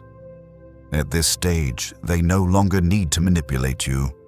You manipulate yourself according to the version of you they created. Sartre wrote in Being and Nothingness, "Man is condemned to be free, but under brainwashing, one becomes condemned to forget that freedom exists." Most people think brainwashing happens only in extreme situations, but in truth, it occurs silently across life. In toxic relationships, in over-controlling families, in harsh educational systems, and even within the self, whenever you repeat destructive beliefs like, "I am worthless," "I am not enough," "I deserve this pain," which are nothing more than internalized lies reinforced over time. How does one escape brainwashing? Not by force, not by winning an argument, not by shouting the truth, but by stepping out of the system entirely, by recognizing the distortion and then returning to your original self, the untouched self beneath the imposed layers. Jung wrote in Modern Man in Search of a Soul, "Until you make the unconscious conscious, it will direct your life and you will call it fate. When you make the distortion conscious, you reclaim your freedom." Brainwashing is the journey of losing yourself, but therefore escaping it is the journey of returning to yourself, and no return is more powerful than that. As part 25 comes to a close, let your breath settle gently and feel the quiet truth rising in your chest. Your inner reality, your worth, your identity, none of them were destroyed. They were only buried. You can rebuild your beliefs. You can restore your inner truth. You can return to yourself. And from that return, our journey moves toward part 26, where we explore one of the sweetest yet most deceptive forms of manipulation. Love bombing, when affection is no longer genuine connection, but the bait of emotional control. As the reflections of part 25 on brainwashing still linger over you like a cool, quiet breath against your skin, where you have just witnessed how a mind can be bent, weakened, filled with beliefs that were never its own, and reshaped through relentless reinforcement, it is precisely in this softened moment, when your thoughts settle like calm water, that the journey brings you into another form of manipulation, opposite in sensation, but identical in essence. Love bombing.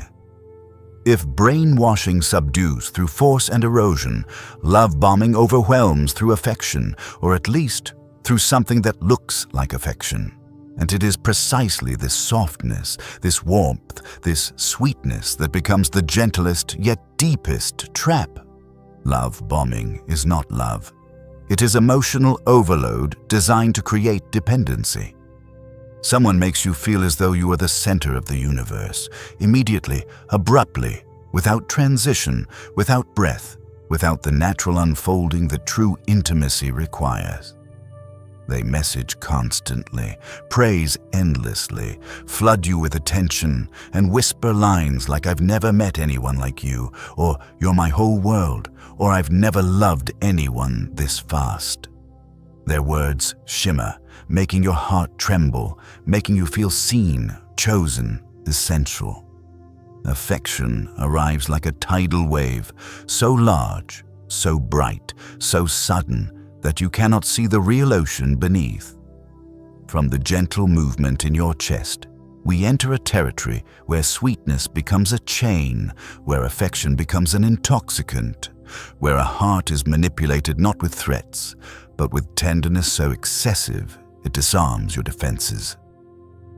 Love bombing unfolds in 3 stages, though to the one receiving it, they blur into one overwhelming current.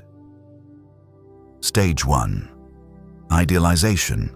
They pour into you everything you have ever longed to hear, everything you have lacked, everything that echoes the softest wounds inside you.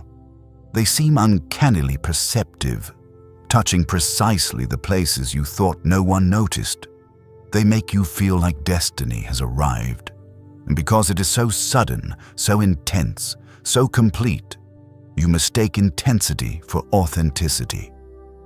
Carl Jung once wrote in the collected works, "Meeting someone who awakens your soul is not fate, it is a mirror.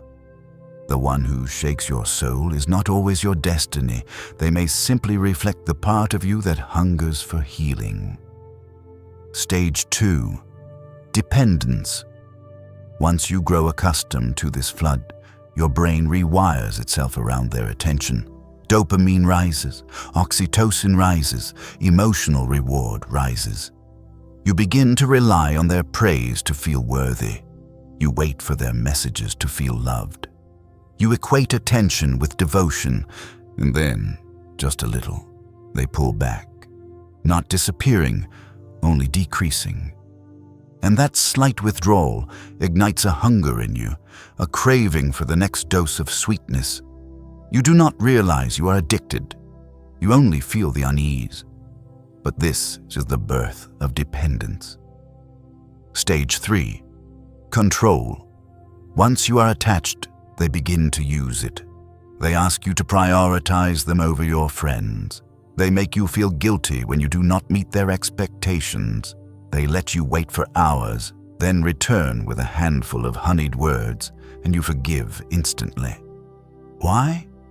Because your mind wants the next hit of affection, and at this point, they no longer need to love bomb, you pursue them instead. Love becomes an instrument. Emotion becomes a leash. Your own heart, meant to love freely, becomes something they can steer.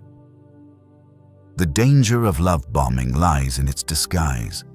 It looks like care. It looks like sincerity. It looks like fate.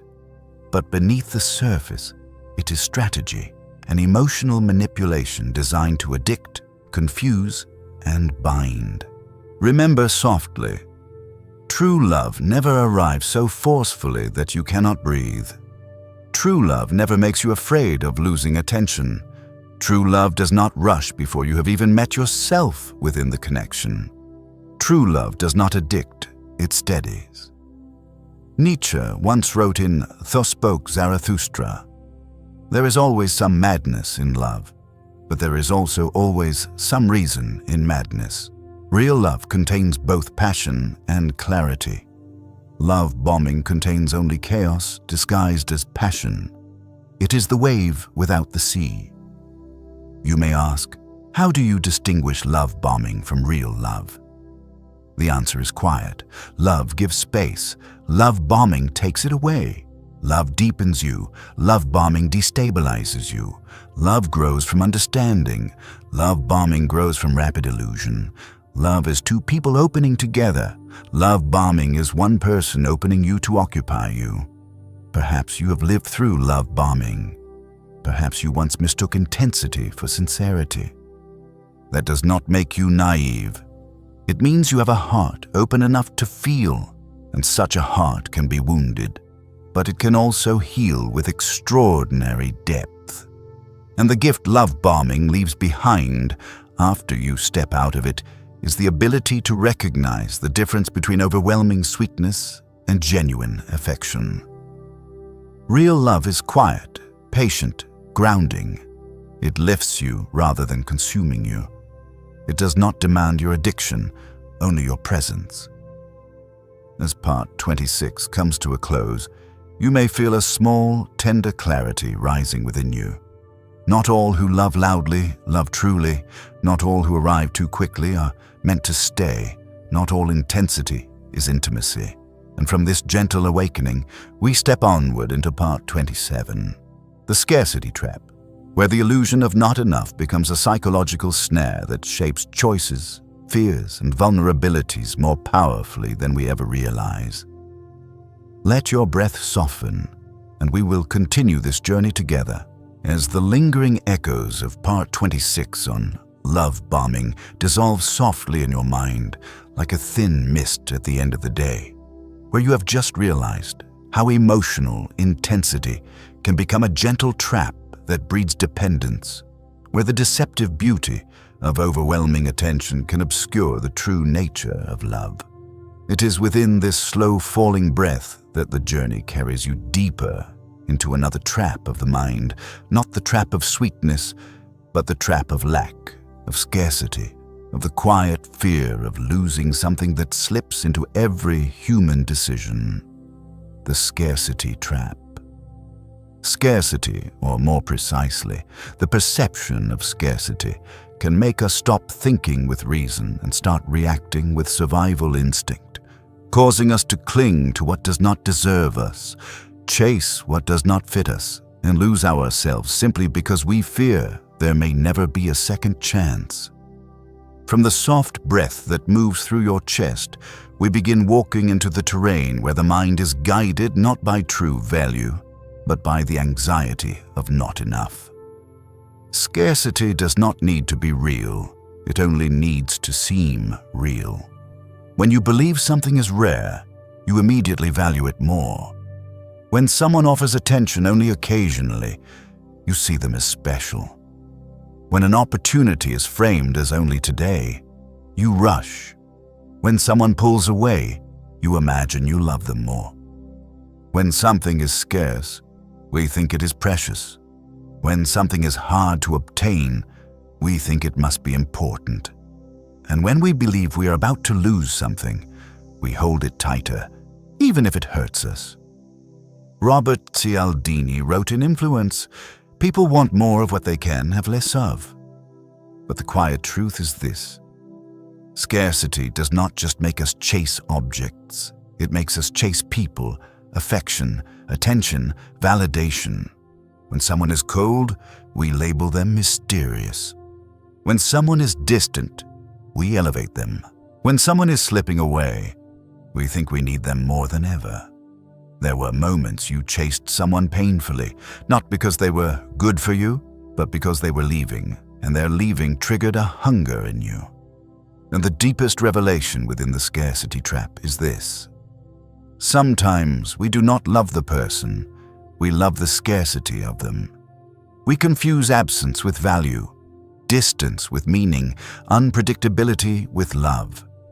Scarcity distorts the lens of the mind, making you see someone through the haze of fear, assigning qualities to them they never possessed. When the mind enters a state of lack, its field of vision narrows. Daniel Kahneman wrote in Thinking, Fast and Slow, "A sense of scarcity narrows our vision, and that narrowing leads us into poor choices. When you fear you will never find love again, you stay in a harmful relationship. When you fear no other opportunity will come, you agree to something you never wanted. When you fear you are not enough, you remain where you are not cherished. When you fear loneliness, you cling to someone who cannot love you. Scarcity steals your clarity without ever touching you. It makes you confine yourself to places you do not belong." Nietzsche once wrote in The Gay Science, "We are always in danger of living someone else's idea of us." Scarcity is even more insidious. It makes you live a distorted idea of yourself, a version that believes it is lacking, unworthy, and must settle for less out of fear of losing more. And slowly you begin to ask, do I truly want this person, or am I simply afraid to lose them? Do I actually love them, or do I love the feeling that they are rare? Am I choosing with my heart or with my fear? The scarcity trap is not limited to love. It creeps into work, money, opportunity, self-worth. Someone abandons their dream because they think opportunities come only once. Someone underprices themselves because they think I may never get another job. Someone fears change because they think I have no better options. But the truth is gentler than you imagine. You are not lacking. You are merely taught to believe you are. Scarcity is the shadow cast by modern society, the shadow of competition, anxiety, and the fear of falling behind. But when the light of awareness shines on that shadow, it dissolves. The most beautiful thing about the scarcity trap is not understanding how it works. It is understanding that you can walk free from it. You break the scarcity trap not by gaining more, but by seeing more clearly. Not by chasing harder, but by breathing slower. Not by holding on, but by returning to your true worth. When you know you are enough, scarcity loses its spell. When you know you are worthy, you stop overvaluing the little you receive. When you know you are not lacking, you stop letting fear decide your future. And in the moment your heart softens, you will see a delicate truth. Nothing meant for you disappears just because you stop running after it. As part 27 comes to a close, a gentle opening may bloom quietly within you. Like a string long wrapped around your chest has finally loosened. And from this softness, the journey moves toward part 28, where one of the most dangerous illusions of the mind awaits. The illusory truth effect, where a lie repeated often enough begins to feel like truth. Keep your breath soft, and we will continue. As the lingering echoes of part 27 on the scarcity trap continue drifting slowly through your mind, like the last light of day softening over a still lake, where you have just realized that scarcity, or more precisely, the feeling of scarcity, can drive human beings into fear-shaped decisions, where you've understood that sometimes we do not chase something because it matters, but simply because we fear it might disappear. It is from within that gentle slowing of your breath that the journey leads you toward an even subtler, softer, and far more silent trap. The illusory truth effect, the phenomenon that makes us believe something is true simply because we hear it often enough. And in this moment, as your mind sinks gently into the quiet of night, notice how familiarity, seemingly harmless, can sometimes become the doorway through which the deepest false beliefs slip inside. The illusory truth effect requires no force, no pressure, no threat, and no sweetness to manipulate it. It requires only repetition. Repetition long enough, repetition frequent enough, repetition steady enough. And slowly the human mind, always seeking to conserve energy, begins to accept something not because it is reasonable, not because it is accurate, but simply because it is familiar. Daniel Kahneman wrote in Thinking, Fast and Slow, "A reliable way to make people believe in falsehoods is frequent repetition, and what is truly frightening is that the mind does not realize it's being led. It is guided by the comfort of familiarity, by fading memory, by that soft illusion of safety, whispering, 'I've heard this before, so maybe it's true.' Notice how this happens in life. A rumor repeated enough times becomes fact. A stereotype heard too often begins to feel like someone's nature.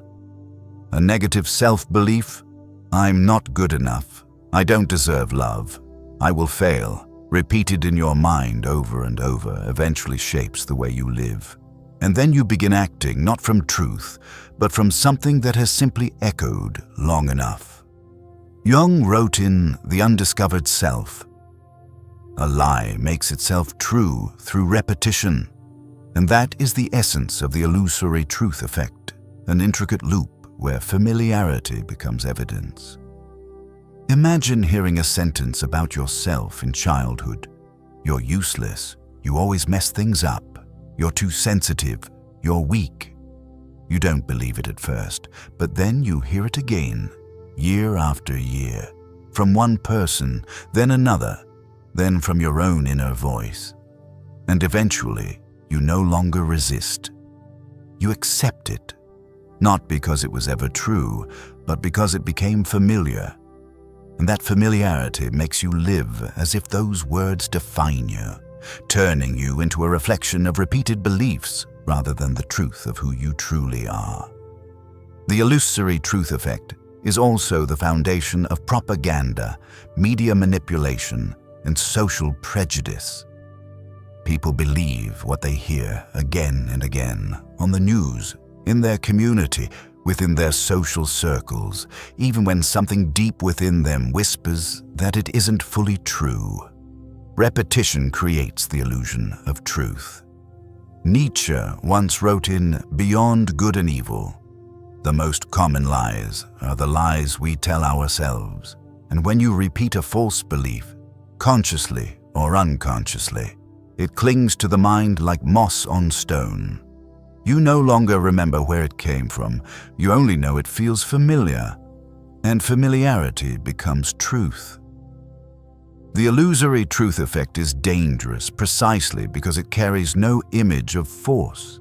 Instead, it carries the image of comfort, of, I've heard this before, of drifting effortlessly into habitual thinking. It makes you believe you're in control, but really, you're being led by echoes from your past. Let yourself recall something quietly. Sometimes, what you believe is not what you have truly experienced, but what you have heard too many times about the world. Sometimes, you think you are unworthy, not good enough, unable to succeed, not because you haven't tried, but because you have heard too many stories of failure, too many warnings, too many familiar voices speaking of limits. Sometimes you believe love always hurts, simply because you have heard it repeated endlessly in films, in conversations, in the whispers of your own fear. But the gentlest truth is this: a thing does not become true simply because it is repeated, and fear does not become destiny simply because it has stayed for a long time. Words from the past do not become reality simply because you have heard them 100 times. One of the most powerful forms of healing begins when you ask, is this true or just familiar? That one question is like a small lamp shining into the dim corners of the unconscious, where old beliefs cling like dust on forgotten shelves. Take a slow breath and realize that every time you repeat something in your mind, especially something negative, you're laying down another layer of familiarity.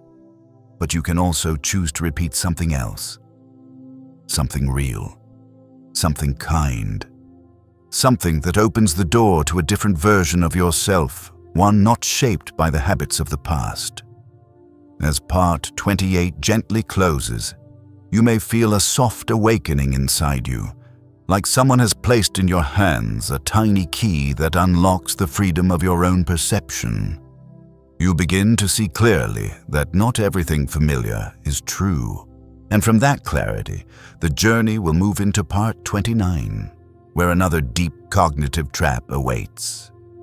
The Zeigarnik effect, where everything unfinished continues to echo in the mind, refusing to let go, like half-open doors lingering in the dark. Let your breath soften, and we will continue together. As the echo of part 28 on the illusory truth effect continues drifting quietly through your mind, like the soft reverberation of an old whispered sentence carried across years, where you've just realized that things repeated often enough can begin to feel true even when they are entirely false. Where you've understood that familiarity sometimes overpowers reason. It is precisely in that moment of awakening that the journey leads you deeper into another chamber of the human psyche, not one manipulated by others, not one shaped by external lies, but one governed by the very structure of the mind itself. The Zeigarnik effect, the phenomenon that makes us haunted by the unfinished, the unresolved, the incomplete, as though the mind constantly holds these fragments at the edges of awareness to remind us that something has yet to be closed. In this quiet night, as your breath drifts softly and your thoughts settle like dark water, notice that perhaps within you too, there are unfinished spaces, memories, wounds, intentions, unsaid words, unresolved questions, things you tried to forget, but which still linger patiently behind the door of your mind. Zeigarnik discovered this effect when she noticed that waiters remembered open orders with remarkable clarity, yet forgot completed ones almost immediately. The unfinished clung to the mind, the finished released it. But this is not merely a quirk of work. It is the blueprint of human mental life. Our minds cling to open loops, half-formed emotions, unresolved stories, unanswered questions, as if afraid that letting them go would mean losing something important.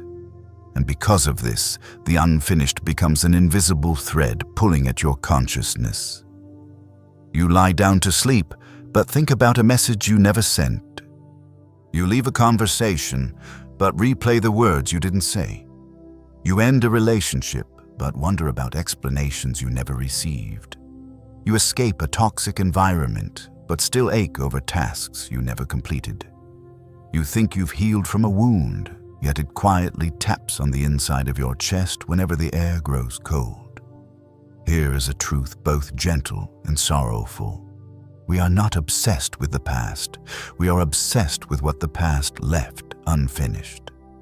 Think back to the times you felt trapped, not by what happened, but by what didn't happen. An apology you never received. A gratitude you never expressed. A breakup without clarity. A mistake you never forgave yourself for. A dream you abandoned halfway. A version of yourself you left behind somewhere. These unfinished fragments do not exist in the physical world. They exist in memory, in emotion, in narrow corridors of the mind where light seldom reaches. Your mind holds on to them not to harm you, but to urge you to close the loop. Yet closure is not always possible. The person is gone, the opportunity passed, the timeline changed, or simply because you are no longer the one who belonged to that story. And so the open loops become murmurs in the dark, long whispers, small cracks in the soul that stretch over years. Nietzsche wrote in Human, All Too Human, "There is no more persistent tormentor than an unfinished task." But what he didn't say, though perhaps he assumed we already knew, is that sometimes the task is not an action, but an emotion, a love never healed, a hurt never soothed, a former self waiting somewhere in memory, hoping you'll return. The Zeigarnik effect also explains why unresolved pain lingers longer than completed joy. Joy completes itself. Pain often does not, and the uncompleted pain becomes the midnight echo that returns again and again. Let your mind float softly as you consider this. There are stories in your life that you still cannot call finished, not because you want to keep them, but because your mind has not found a way to close them. You replay them, revise them, imagine better endings. But the mind does not ask for a better ending, only a clear one. The Zeigarnik effect appears even in small tasks, a half-written message, an unsent email, an unfinished room, an unconfirmed plan. Each occupies a piece of mental energy, making you feel heavier, more tired, more tense, without knowing why. The mind does not judge large or small, only finished or unfinished. But here is a gentle truth you need to hear. Not everything unfinished must be completed. Some things are meant to be released. Letting go is not losing. Letting go is liberation. When you accept that some open loops cannot close in the way you wished, you can create a different ending, an ending within yourself. You can say, "This has passed. I owe nothing more to this story. This no longer belongs to me." You can let the past remain imperfect and let the present breathe freely. Jung wrote in Memories, Dreams, Reflections, I am not what happened to me. I am what I choose to become.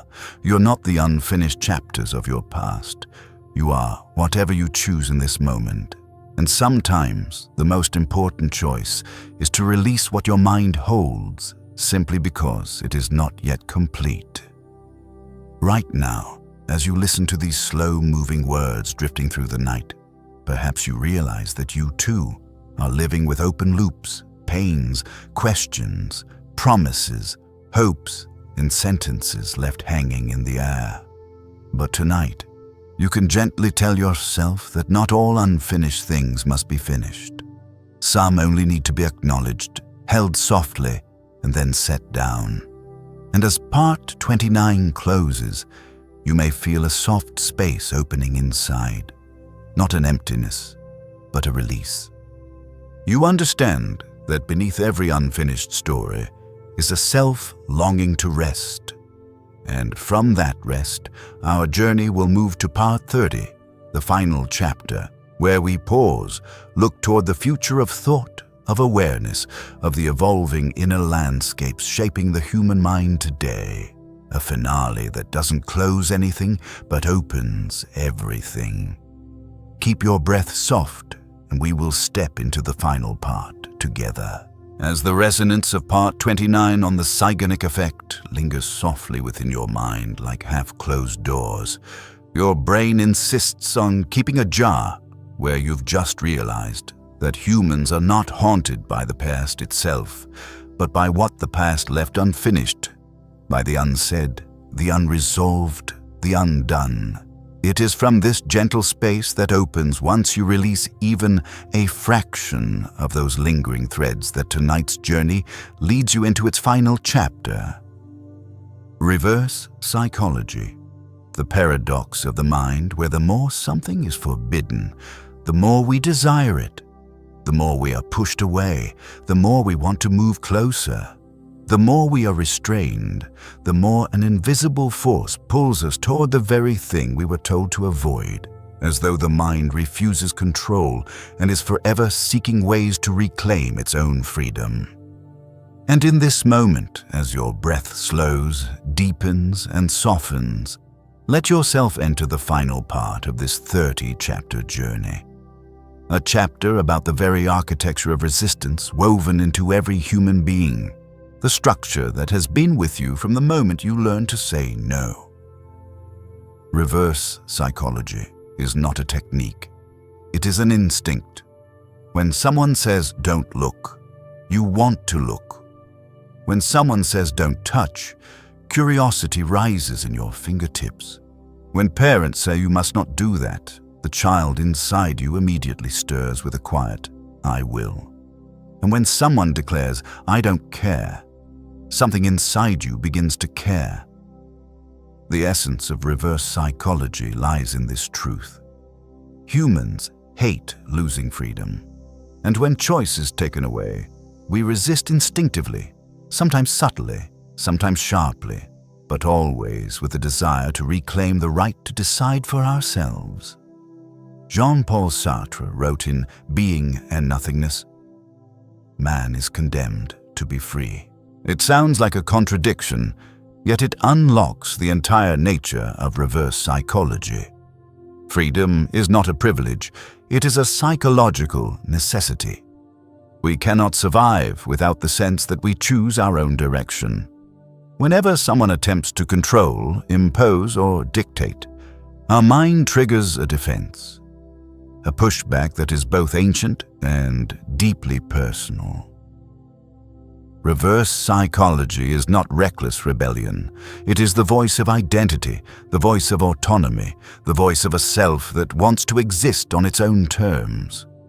It springs from the most intimate need. I want to choose for myself. And so, the more someone forbids, the more we want to break the rule. The more someone insists, the more we resist. The more someone pulls, the more we slip away. The more someone confines us to one path, the more we long to walk another. Look inside yourself. How many times have you refused something simply because it was labeled mandatory? How many times have you felt drawn to someone precisely because they kept their distance? How many times have you imagined something special simply because it was rare, forbidden, or out of reach?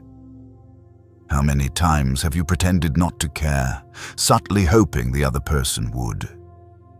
Reverse psychology appears in love, in casual interactions, in wounded relationships, and even in the quiet ways we treat ourselves.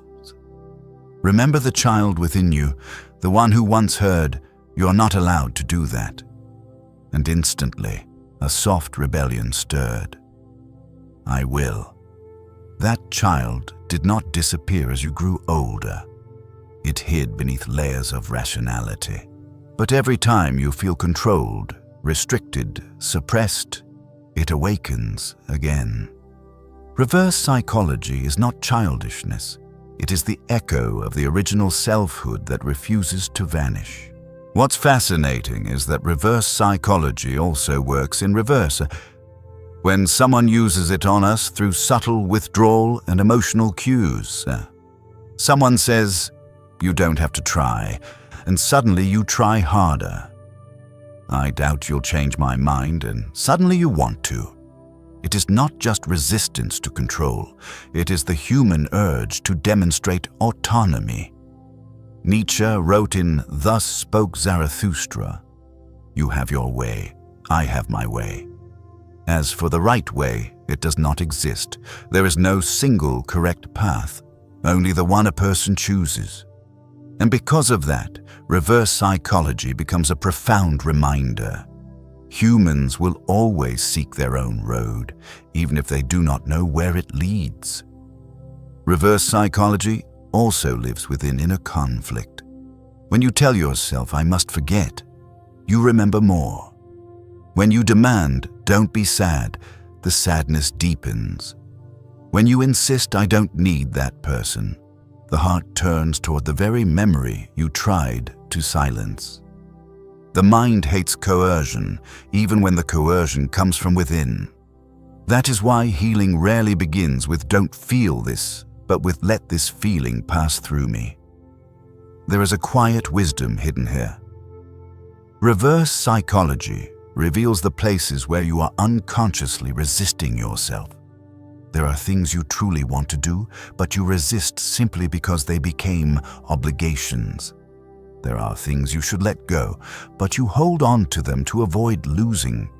There are people you no longer love, but you refuse to leave because your pride feels challenged.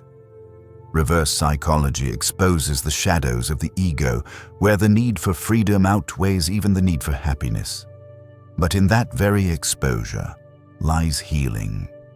When you understand that your resistance is rooted in the desire to be respected, autonomous, and sovereign over your own choices, you learn to say yes to what is right, not because someone permits it, but because your soul chooses it.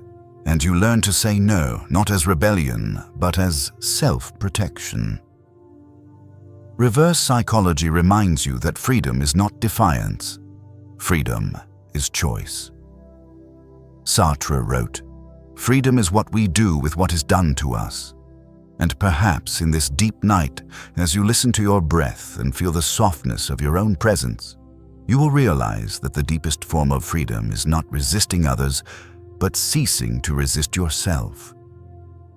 As part 30, the final chapter of this journey, gently closes, you may feel a quiet completeness settling within you, as though every previous chapter led to this moment. The moment you understand that the human mind, with all its biases, paradoxes, wounds, reactions, fears, and hunger for freedom, is not your enemy. It is something you are learning to understand, to listen to soften toward, to hold gently so your life can unfold with more ease.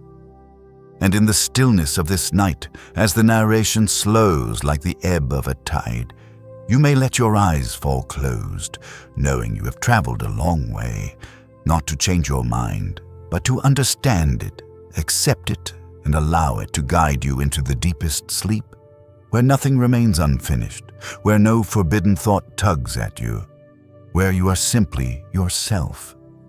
Free, peaceful, whole. 3 hours of every common cognitive bias to fall asleep to.